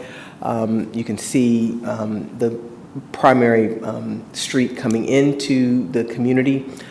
These will be front entry units with one-car garages. We've got an amenity area, which we're showing here, where we've got a pavilion and pool, pickleball, tennis courts on the site, a dog park, an event lawn. And so there are many amenities there, along with all the connecting sidewalks throughout the project and a walking trail as well. This is the product that they've used in many locations called the Grand Nassau. You can see here the elevations as proposed and shown by staff. We think it's a nice mixture of textures with a brick water table. These are one-car garages, but you can see you can fit at least 1 to 2 cars, maybe even 3 in the pad in front. We believe that that is more than sufficient for the seniors that would be living within this particular community. We also wanted to kind of show you some of the interior elevations from some of the projects that they've done with this particular project, with this particular product type. When we look at townhomes, some people think, oh, well, why would a senior want a townhome unit? It's got stairs.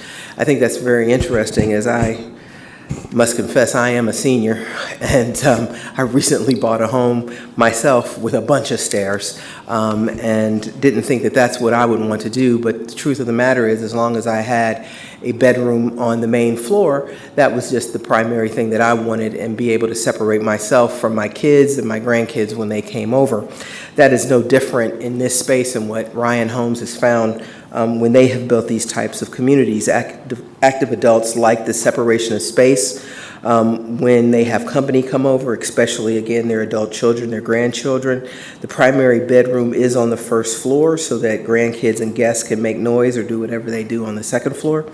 While the community is age restricted, most seniors who are buying are truly active adults, usually between the ages of 55 and maybe 75, who are downsizing homes and prefer to stay active. They like the stairs for mobility purposes, but they also have the master on the main, so they don't have to go up and down stairs unless they choose to. A lot of them may use some of the space on the second floor for hobbies, but also, again, for oh, I didn't do that. Okay, that they use the main floor, again, for their bedroom, but use the other floor for hobbies or company or the like. This project is consistent with the flume at low-density mixed use. Staff has already indicated we are below the current allowed net density requirement at 8 units per acre. We're under 7 units per acre. Again, we believe this is a wonderful opportunity for the county to add, particularly in this area that does not have much senior housing, to add this type of senior housing. These units will be sold in the low 300s, and we believe that that's a reasonable price point, and look forward to having any comments that you may have. And I'm here to answer as well as the representative from Ryan Homes. Thank you. I do have some. Yes, I do have questions. Yes, sir. One is that in some of your other active adult communities, have you built just single-family homes? Yeah, there are communities where there's Okay, single-family and, homes as well. Was this considered at any point? I think that the density on the site and trying to address the costs of the property, along with the location. We felt that this was suitable for, again, the more townhome type configuration. This is a product that has sold well for this company, and so they saw no reason to change other than to go from a 3-story product to a 2-story product. Okay. I've spoken with quite a few neighbors throughout the area, and active adult was one of the things that they was strongly concerned about, but the concern was single-family resident opposed to townhomes. And that has been a big concern within the area. So my question would be, do we have another project that we would consider putting together opposed to the townhomes? I think right now we are committed to the townhome configuration. I'm not saying definitively they wouldn't do anything else, but I believe that that is the product that they are committed to for this particular site. Again, we believe that it is a viable product. There will be a rental restriction affiliated with. And I think that what people also have to remember is that seniors are not a monolithic group. Everyone doesn't want a single-family home. Right. Some want, these are going to be 1,600 square feet. And we believe that that is a nice size for the seniors. Some people want the small cottage homes. Some people want 2-story homes. Some people want townhomes. I can show you many locations throughout the metro Atlanta area where they have this kind of diversity of product. So we think that this is an opportunity to have senior housing, to have quality senior housing, and to do it in such a way that it will not be cost prohibitive. One of the things that we just indicated is that the price point is in the low 300s. If we move to a different product type, then that cost is going to go up because the infrastructure is not changing. The fewer homes you have, the more expensive it will be for those seniors. Understood. Okay, any other questions? I do. Yes, Mr. Colby. With seniors, we're going to have them do stairs. Huh? With the seniors, we're going to have them do stairs, as we're proposing this kind of plan. What we are proposing is that there is a bedroom on the first floor, a master on the main, and their primary living area is on the first floor. There's other developments that have like ranch style, they connect, and that's a different type of plan, but I would just be concerned with targeting seniors with stairs, knowing the senior folks I know that that's a struggle. And the other is, why not on all brick property? If we're taking care of these seniors, this is a lot of maintenance on a home. So we've got the brick water table. There's not, in terms of the front facade, the sides and the rears would be maintained by the HOA. There will be a mandatory HOA that will be maintaining the units. And so we believe that that will require, obviously, the payment of annual assessments and dues. They will not be required to maintain those facades themselves. And then 43 acres, we, in and around that area, you'd only have 43 single-family homes if you had the RA zoning, which is current. We're going way to almost, to the limit of 8, but... The RA zoning is not consistent with the current land use plan? But it's a future land use plan. It's not, it doesn't have to happen today. It can happen over the next years. But right now, we don't have anything in that area that, other than one apartment complex. Hence why we want to try and bring people into the area. Having additionally, as I already stated, when we're looking at a single-family home on 43 acres, there's still all the infrastructure that you have to put in. That means that those homes would have to sell for probably over $400,000 plus. There are many seniors who are on fixed incomes. There are many seniors who would rather use, I would assume, some of their money to be able to travel, to do other things, and not put all of their savings into the home at 55. There may not be like myself, where I went out and bought a home that's actually a 3-story home, but that was my choice. So every senior is not alike. We're not a monolithic group. I know just as many seniors. For every senior you can tell me, I can tell you seniors that I have that are friends of mine who live in two-story homes. So this is not something that is unusual. People are living longer, healthier, and so having that mobility and ability at 55, I think most of my friends don't sit and think, oh, I can't move into a two-story home. Maybe when I'm about 75, but at about 75, I'm probably not looking to buy a home. I'm looking to go into some type of assisted living facility or some type of a community in which I've got the ability to age in place until I'm no longer here. I just would rather have the all brick if that was ever an option. I don't know On if this all property. brick would be an option, but again, as we put the all brick on these buildings, again, we are also trying to be consistent with price points. I don't know that we're opposed to maybe adding some additional brick and brick water table or something along the sides and the rear, but I can show full brick. I mean, everybody's got their preference. Some people prefer all brick. Brick does not mean quality. Brick just means brick. It's just a preference. People have preferences. It's a preference, and it's a good quality, and it holds up well, but we're looking for seniors. I didn't propose the stairs. I was, saying that's one of the things I would like to see, so it's easier for seniors to maintain. I understand. Any other questions? Okay. Thank you very much. Thank you.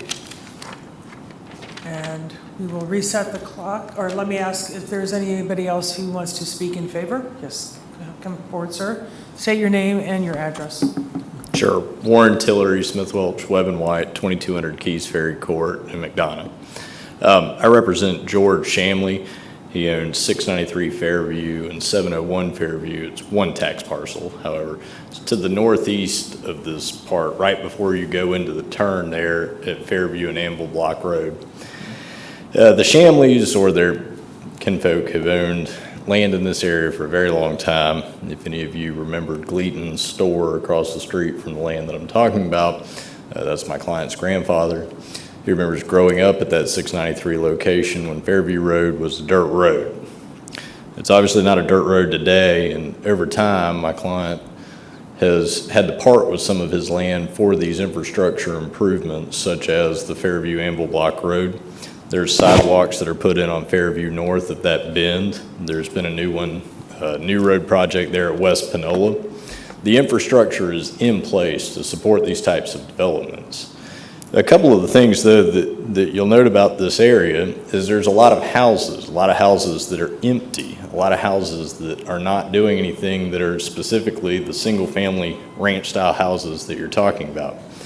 Those days from the 50s, when this area was a much different character area, they're gone. And under the 2030 comp plan, it was 16 units per acre. Under the 2040 update in 2023, it was 16 units per acre, or excuse me, it had been reduced beyond what it is currently.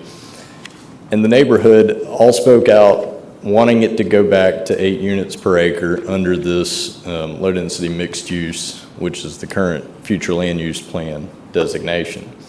Now, this development's 6.95 units an acre. It fits within that character area. You have commercial zoning that surrounds most of this. The infrastructure on roads, which is always the thing everybody wants to talk about, the roads aren't ready. The roads are there.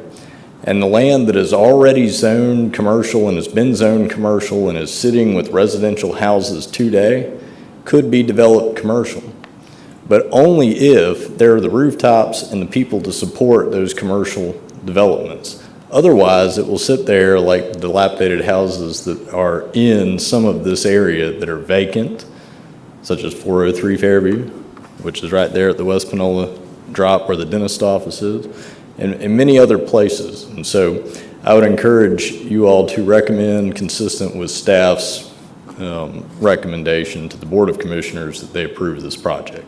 Thank you. We have about 40 seconds left. Anyone else wanting to speak for this proposal? No, in support. All right, we will reset the clock, and those wanting to speak in opposition of this case, please come forward.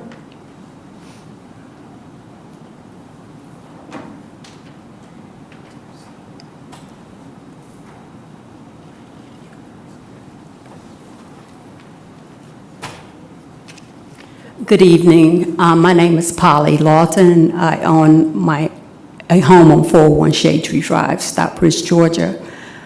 This area is not as close to me, but it's close to me. I travel it all the time, every day, just about to go to the park. It's not that many homes that are vacant over there. It's probably like about 10, but they own probably like 3 or 4 acres. I propose that single-family homes could go there, but smaller land, because of course RA, the land is much larger. So that's my proposal.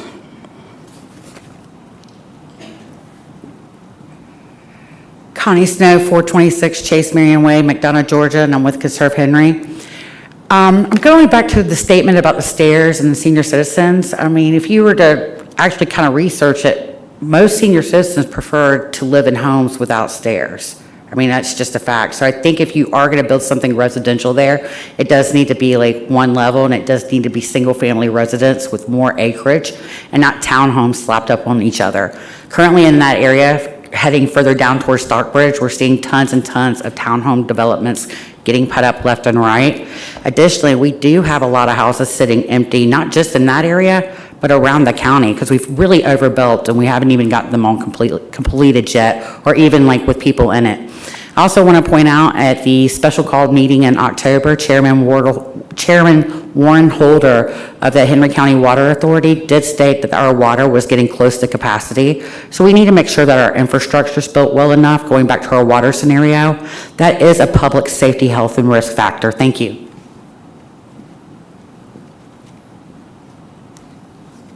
Good evening, Board. Angie Collins, 747 Peninsula Overlook, Hampton, Georgia. And it was interesting to me that they said that this is a development for seniors.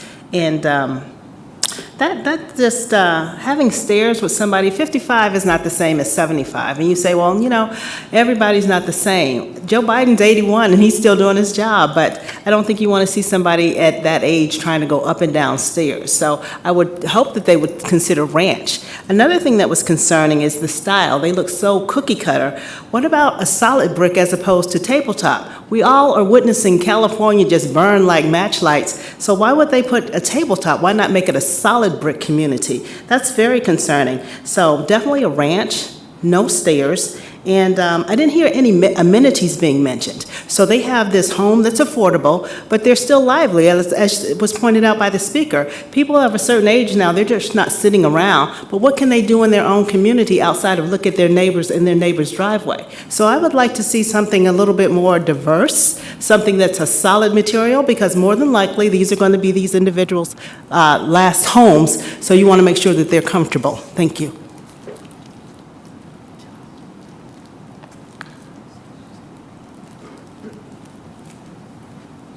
Good evening, Kelly Crespo. I live at 2156 Stroud Road in Jackson, Georgia, 30233. This was zoned RA, so when the person bought the property, it was zoned RA. So now all of a sudden, we're changing our mind and wanting to build 200 townhomes on this community property. So to me, why would you buy this property if you were just immediately going to look to rezone it? So I think that is part of my issue. And I also am a senior, and I would be concerned about stairs because you do have to go up and down them, because what happens if the fire alarm goes off? You're gonna have to go and turn that fire alarm off. And if there's a water leak upstairs, you're gonna have to go upstairs. So yeah, I mean, I think if you've lived in a single-family home, you're going to want to continue to live in a single-family home as long as you do. And there are quite a few developments that are now active communities, and I don't think they're completely filled yet. So why would we be building additional ones? So that's my point. Thank you so much.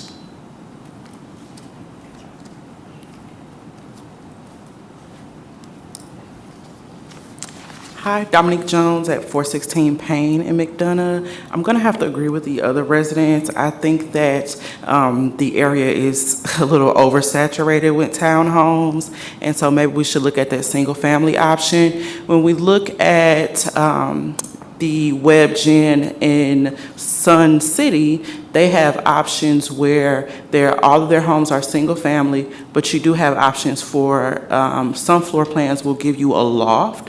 And so maybe that could be an alternative for those seniors that want to do extra space upstairs, as the applicant was saying, to have separation from grandchildren. It would give you that, but it would definitely give you some variety in the housing in just a single floor. My mom has owned a house in Gwinnett for the last 23 years. It's currently on the market because she is now 55 and wanting a single ranch level home. Again, just agreeing with the rest of the residents, I think that the idea of a townhome for this age group should be voted out.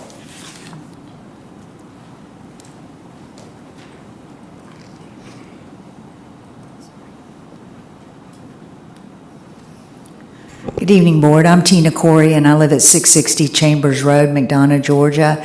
And I just want to kind of echo what they said. I want to thank you all tonight for supporting the community. I'm also with Conserve Henry, and we advocate for conservation and public education.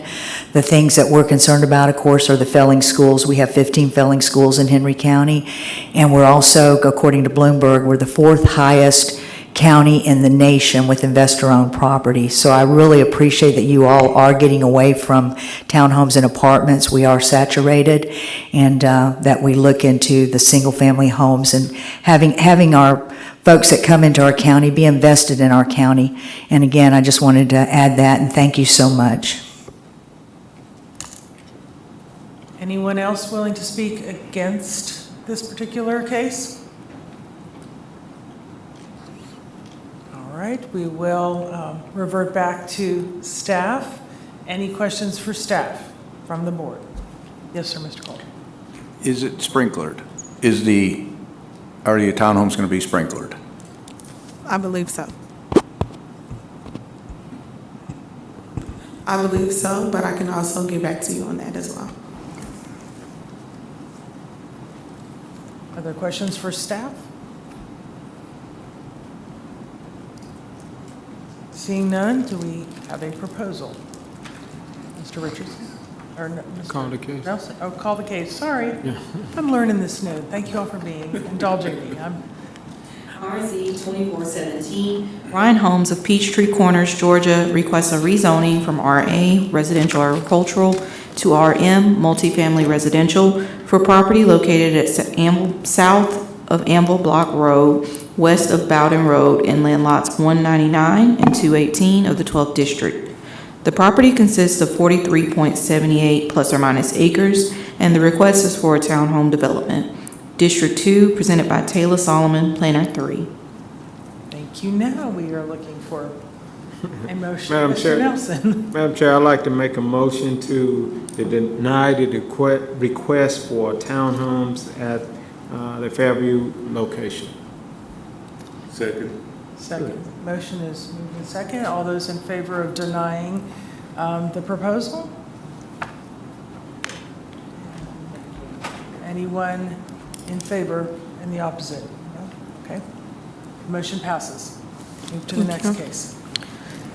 VR 2414, Splendid Development LLC of Sewanee, Georgia, requests a variance for property located at 220 Galway Lane in land lot 14 of the 3rd District. The property consists of 0.405 plus or minus acres, and the request is for relief from development standards. District 1, presented by Heidi Lahut, Planner 1. Good evening, Madam Chair, board members, and citizens of Henry County. I quickly want to mention that we will hear 3 variance cases back to back, which are also abutting properties that are right next to each other and in the same subdivision, so we'll be hearing the same requests for all 3 cases. The item before you is for property located at 220 Galway Lane. The request is for a variance to reduce the front yard setbacks from 40 feet to 30 feet for the purpose of a single-family home. This property is located in the Woolsey Estate subdivision. The subject property is shown in your exhibit books and on the overhead projection. This slide shows aerial view of the property. The current zoning is PD, planned development, with an underlying PAW designation of R3, single-family residence. This is the survey submitted by the applicant. There is some zoning history. The property was rezoned as part of a larger request from RA, residential agricultural, to PD, planned development, with R2 and R3, single-family residential, C1, neighborhood commercial, and OI, office institutional, on November 1999 with conditions. As mentioned earlier, the applicant is requesting a variance for relief from the development standards of the Woolsey Estate subdivision, a PD, planned development, to reduce the front yard setback requirement from 40 feet to 30 feet. There are state water buffers located at the rear of the property, thus the reason why the applicant is asking for the front setback reduction. The final plat specifies a 40 front yard setback, and the applicant intends to build a single-family residence. Staff recommends approval of the applicant's request for a variance with the following condition that is displayed on the screen. Thank you, and I'm more than happy to answer any questions. Do we have any questions for staff? Yes, Mr. Risher? Yes, I have a question or a comment. It appears that Lot 27, which is the one right next to the one that we're talking about now, it's not affected by the state waters buffer, but the one that we're speaking of now, I think it's Lot 28, it does have an encroachment. And if you looked at the proposed 30-foot setback, I think because of the curve in the right-of-way, since that's a partial, it's kind of a partial cul-de-sac, it really would have no effect on anything that's on Lot 27. I think that the net effect really would be that the two houses would be lined up almost together. Yes, Mr. Risher, that is correct. Any other questions? Have the applicant please come forward? Okay, that's just my observation, but it's, that's... And we'll go ahead and set the time. Thank you, Mr. Risher. Reset the time, please. Thank you. Good evening. My name is Yasser El-Moshnib. I'm with Splendid Development. I live at 6175 Masters Club Drive in Suwanee, Georgia. Thank you. I really don't have much to add to the staff comments on this, except for the fact that the 3 lots were purchased last year, and when our due diligence, there was no indication of any state waters. This came about when we applied for the LDP, and that's when the stormwater official from Henry County went out, came back, said, there's actually state waters here, and you gotta abide by that and show it on your site plan. So that created the situation where we had to revisit the design and also see what we can do. And there was no way we can accommodate anything without having a variance for the front setback. Thank you. Do we have any questions for the applicant? All right, thank you very much. Thank you. Do we have anyone else wishing to speak in favor of this case? Seeing none, we will reset the clock, and those wishing to speak in opposition of this case.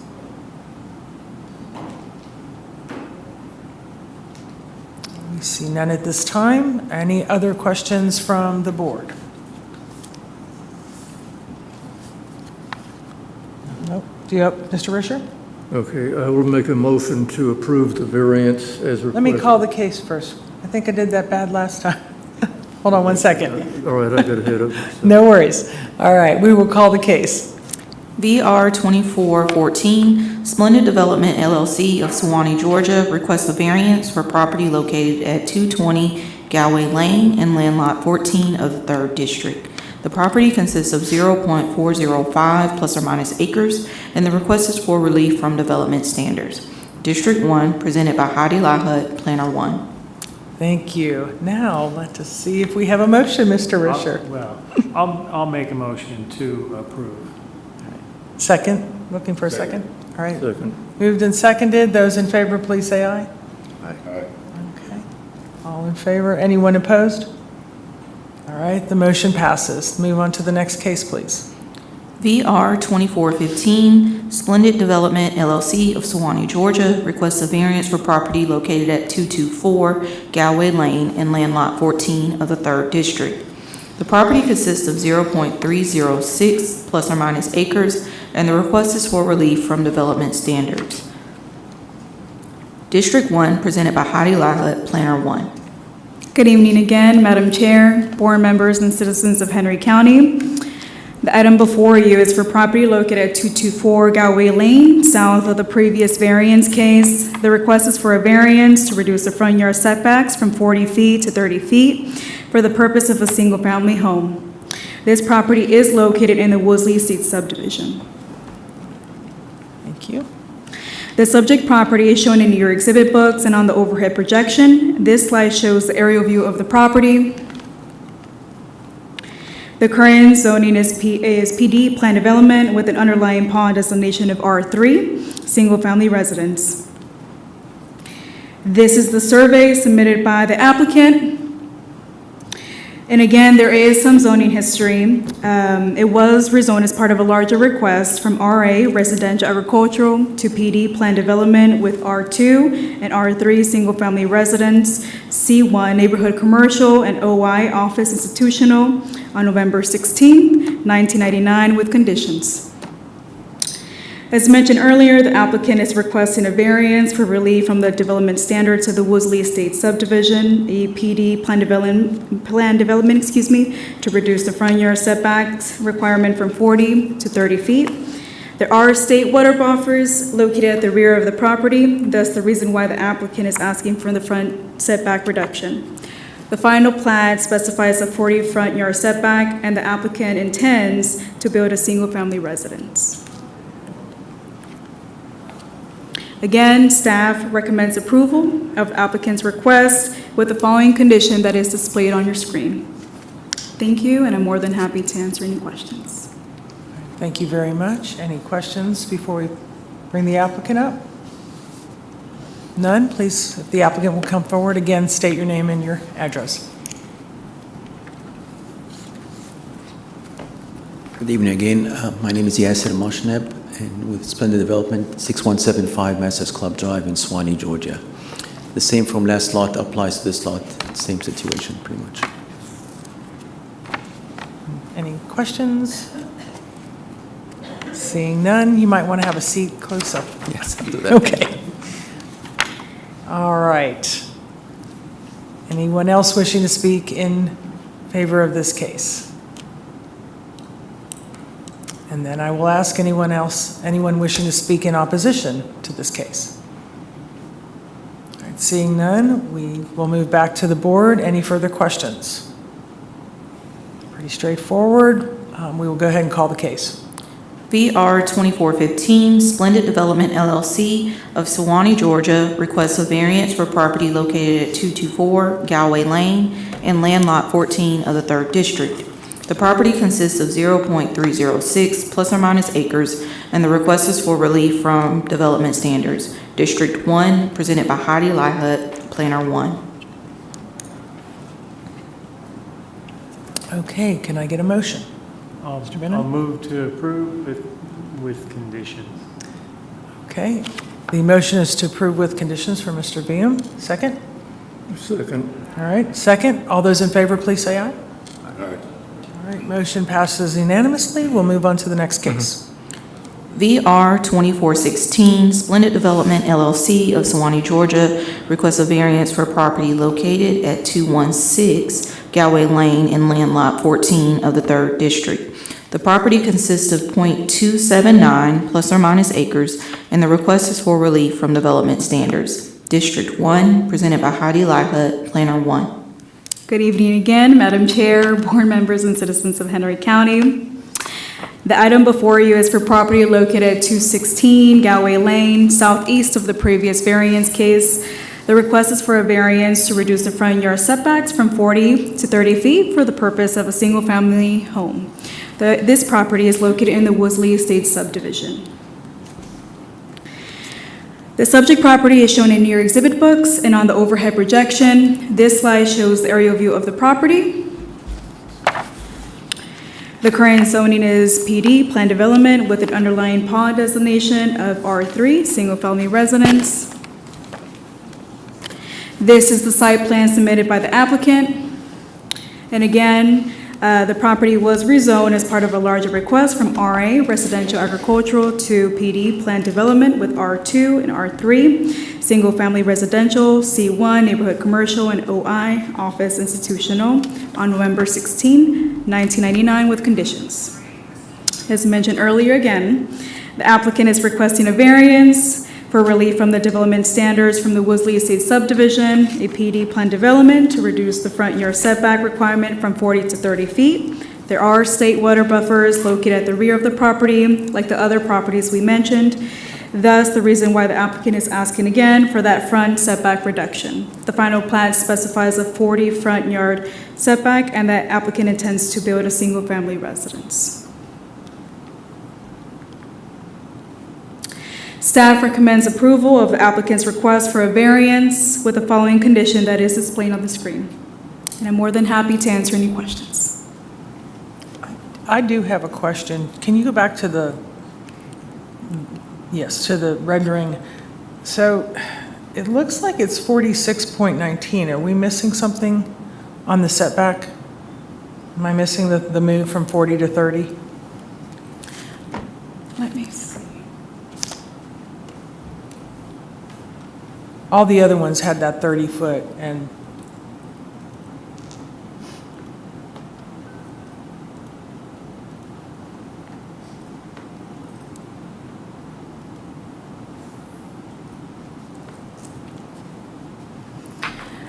I believe it is 30 feet, but I'm not too sure. I can't really see on the site plan, but I think that the applicant can speak a little bit more on the site plan that is being shown for the 216 Galway Lane. okay, thank you. If the applicant will come forward, please. And again, state your name and address. Good evening again. My name is Yasser Moshneb, and 6175 Masters Club, Swanee, Georgia. So for this lot here, it's the same as for the others. This site plan was the original site plan, and we submitted another one with a 30-foot setback. So it should be somewhere within the documents. Okay, so this was the original. Yes, ma'am. Okay. Do we need any clarification on looking at it? We're fine? Okay. All right, thank you. Thank you. Anyone else wishing to speak in favor of this case? And anyone wishing to speak in opposition for the case? Did the board have any questions or need any other clarification? Mr. VM? Yeah, what was just mentioned, that do you need a variance on this one? Because of its... It looked on the site plan that they didn't need a variance, but staff still recommends approval just in case if they ever need that 30 feet reduction. And Mr. You mean 10-foot reduction? Yes. Okay. And, well, if the applicant can come up and kind of answer that, would be great. Yes, sir. So in terms of consistency as a cul-de-sac, I mean, they could vary with the state waters of how far back from the house would be, but I think for the consistency of the cul-de-sac, it's best if we get the other two, the front setback decreased, then we might as well do this one as well. It will give them all consistency and uniformity. 1 second. But you don't really need that consistency. I don't see... Well, One thing to keep note of is when you look at the patio in the back, the one that's indicated at this point, it's a tiny patio. And that's just why it looks like it's doable, but in reality, this is almost like maybe 6 by 8 patio, which is very tiny.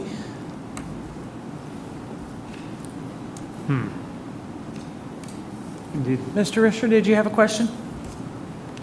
Well, it looks like if you moved it up 10 feet, it would be in line with the others Yes, sir.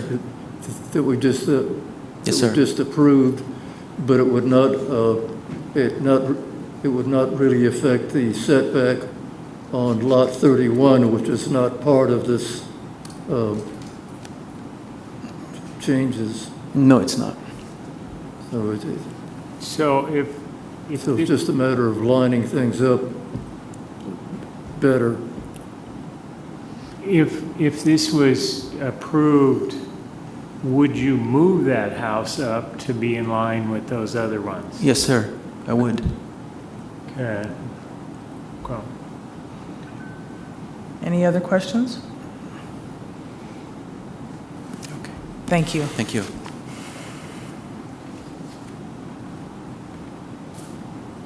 Any other questions for staff? No. All right, we're going to go ahead and call the case.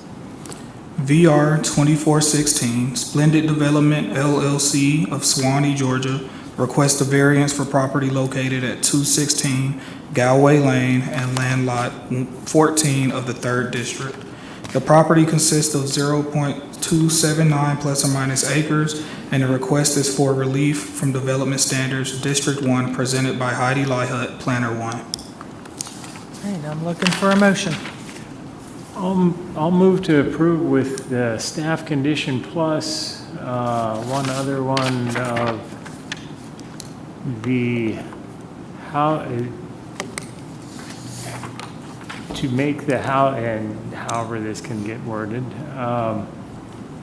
the house, the front of the house should be consistently the same distance from the cul-de-sac as the other two houses that were just granted a variance.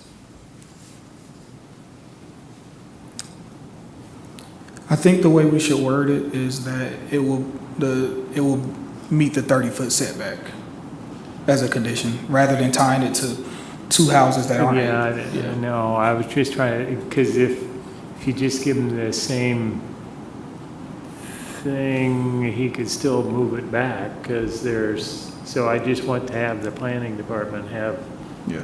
But what I'm saying is, I think the condition should say they have to be at the 30-foot setback line. Okay. Or You wanna the other amend? I didn't notice it, that they didn't seem like they were right exactly at the 30-foot line. Right. We'll figure out verbiage to make it Yeah, work. so, but you understand where Yes, I'm sir. going, so however you figure that out. So that's So- my motion. All right, so the motion is, hold on one second, Mr. Risher, we'll get to the questions. The motion is to, with the conditions that are approved, in addition to making sure the requirement meets the 30-foot setback in line with the other cul-de-sac homes. Well, and he just, well, in line with the 30-foot setback, just leave it at that. Okay. Okay. Mr. Risher, your second still holds? You're seconded? Yes. Okay. Second. All right, we have a motion and a second, and all those in favor? All right, again, unanimously, and thank you very much. We will move on to the next case. CU 2408, Penny Baker of Jackson, Georgia, requests a conditional use for property located at 712 LG Griffin Road and Land Lot 105 of the 2nd District. The property consists of 121.888 plus or minus acres, and the request is for a commercial kennel, District 1, presented by Alexius Jones, Planner 1. Good evening, Madam Chair, board members, and citizens of Henry County. The item before you is for property located at 712 LG Griffin Road. I should also note this is the Noah's Ark Sanctuary property. The property consists, as stated before, of approximately 121.88 acres, and the request is for a commercial kennel. The subject property is shown in your exhibit books and on the overhead projection. This is an aerial view of the property. The current zoning is RA, residential agricultural. The future land use designation of the property is rural residential.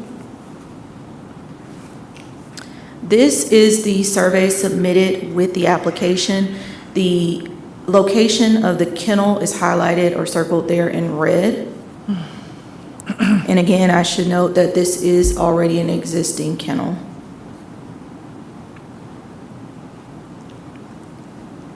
This slide shows the supplemental standards required for a commercial kennel in the RA zoning district. This is some feedback provided by Henry County Environmental Health stating that the existing septic system would support the use.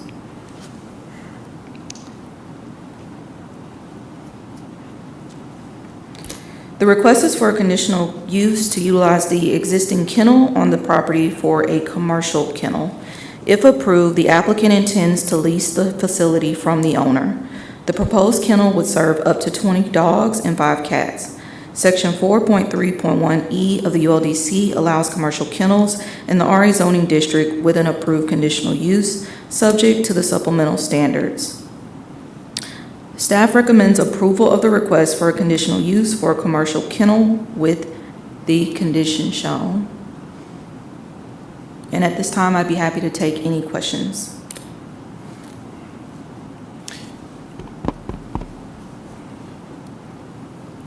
Any questions from the board for staff? None at this time. Will the applicant please come forward? Good evening, Madam Chairman and members of the board and Henry County citizens. My name is Penny Baker. I live at 218 Glade Road, Jackson, Georgia. I'm requesting a conditional use permit to lease the property at 712 LG Griffin Road, Noah's Ark. I'll be using it for a dog boarding and cat boarding facility.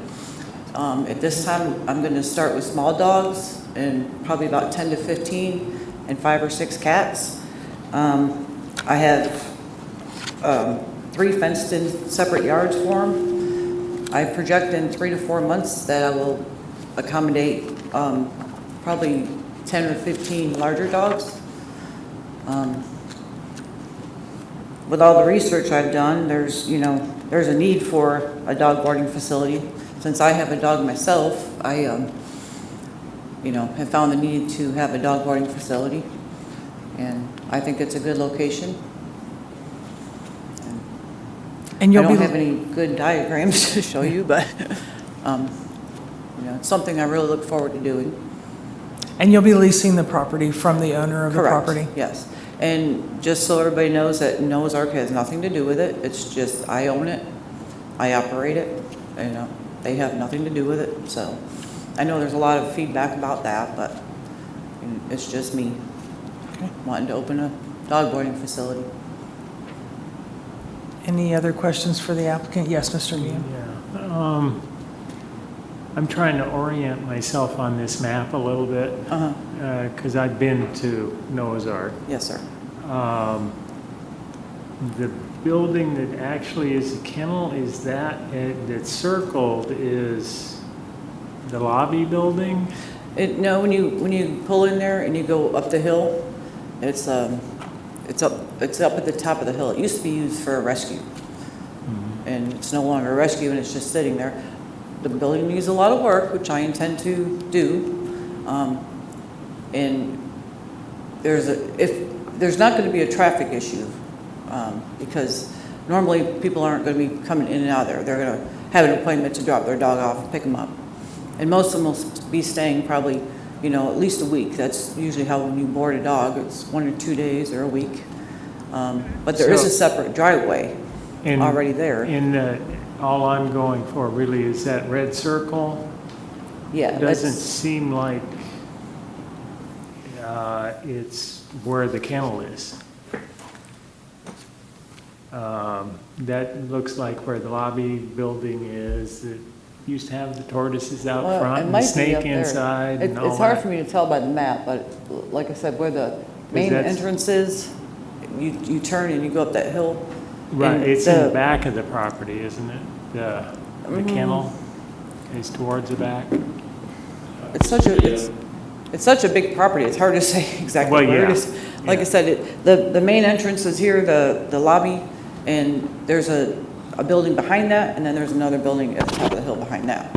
And that's where the kennel is. So, Mr. Vim, if you look, I'm not really sure why the red circle is there. But Yeah, if I you- don't either. If you look, you can So see. we're talking, yeah, I see where it says kennel area on there. I've just, you So I know, got my glasses on, I still got myself a little confused. It's a little confusing. Yeah. Yeah. Okay. Also with that, is that kennel as it is capable of holding that 20 dogs and 5 cats and with no additions to it? Correct, yeah. So you don't need to expand on it? No, at this time, I'm not going to. The only thing I would like to add is, so there's a cage out there that, like, the dogs can use if it's raining. You know, it'll be covered, so they can go to the bathroom outside. And off of that, I would like to put some kind of enclosure, like a shed, something that they can, if it's raining out, they can go in there and play. That's the only thing I'm gonna add. It's not like really I'm not gonna be Right, so it's building. just adding a run or something of that Yeah, just like a little nature. building that they Yeah. can go in and play if it's raining outside. But For it the would larger be dogs. connected, as far as how much of, like how, on your lease, is it just kind of leasing the building? Or is the grounds around for a certain distance or? No, it's the building and it's all fenced in. And it's that whole property. Oh, I mean, there is room to expand like later if I want to, but I don't know, you know, and then I would have to come back and get more permits for that. But for right now, it's, like I said, there's a big fenced-in backyard back there, because they were using it as a rescue. because my intention is to put a condition on here, and I'm just, are you, you know, if I put it and say that your maximum amount can be 20 dogs at a time and 5 cats at a time, is that adequate to? Oh, yeah, to what I Okay. wanted to do, yes, sir. Okay. Okay. Other questions for the applicant? All right, thank you. And anyone else wishing to speak Oh, yeah. in favor of this case? Anyone wishing to speak in opposition to this case? Okay, we do have someone coming forward, so we'll let them take the podium. You can just step on back. Thank you.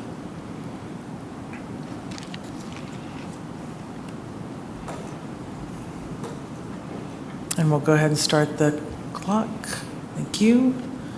My name is John Roger Smith. I live across the road at 743 LG Griffin Road. I'm opposed to any commercial inlet property at all, commercial use. That is not a commercial area, it's residential agricultural. That I thought was a nonprofit thing over there, and you couldn't do commercial in there. And I know they have so much controversy about Noah's Ark going on right now. It's unbelievable, but I'm opposed to any commercial at all in that area. And that's it. Thank you. Anyone else wishing to speak in opposition? Okay. Let's revert back to questions of the board of either staff or the applicant. I have a question for staff. Can we put a condition on that would, if the property were not being used, could revert back to agricultural? Or will it remain agricultural? Yes, I just want to clarify that the zoning will remain residential agricultural, just with the conditional use for the property. Thank you. Yes, Mr. Cullen. And to that point, would it be in a nonprofit that has would have no bearing on it because it's got plus 2 acres to do a kennel. So I can't speak to the, it being a nonprofit. As the applicant stated, she is not affiliated with the organization. She's just coming in, leasing the property from the owner. Okay. Any other questions? Okay, I guess we will call the case. CU 2408, Penny Baker of Jackson, Georgia, requests a conditional use for property located at 712 LG Griffin Road and Land Lot 105 of the 2nd District. The property consists of 121.888 plus or minus acres, and the request is for a commercial kennel, District 1, presented by Alexius Jones, Planner 1. Or a motion, Mr. Diem? I'll move to approve with conditions that, could you pull up your conditions page again for me?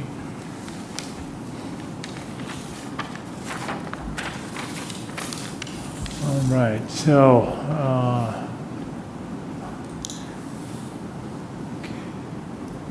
all right, so with that condition 1, then condition 2,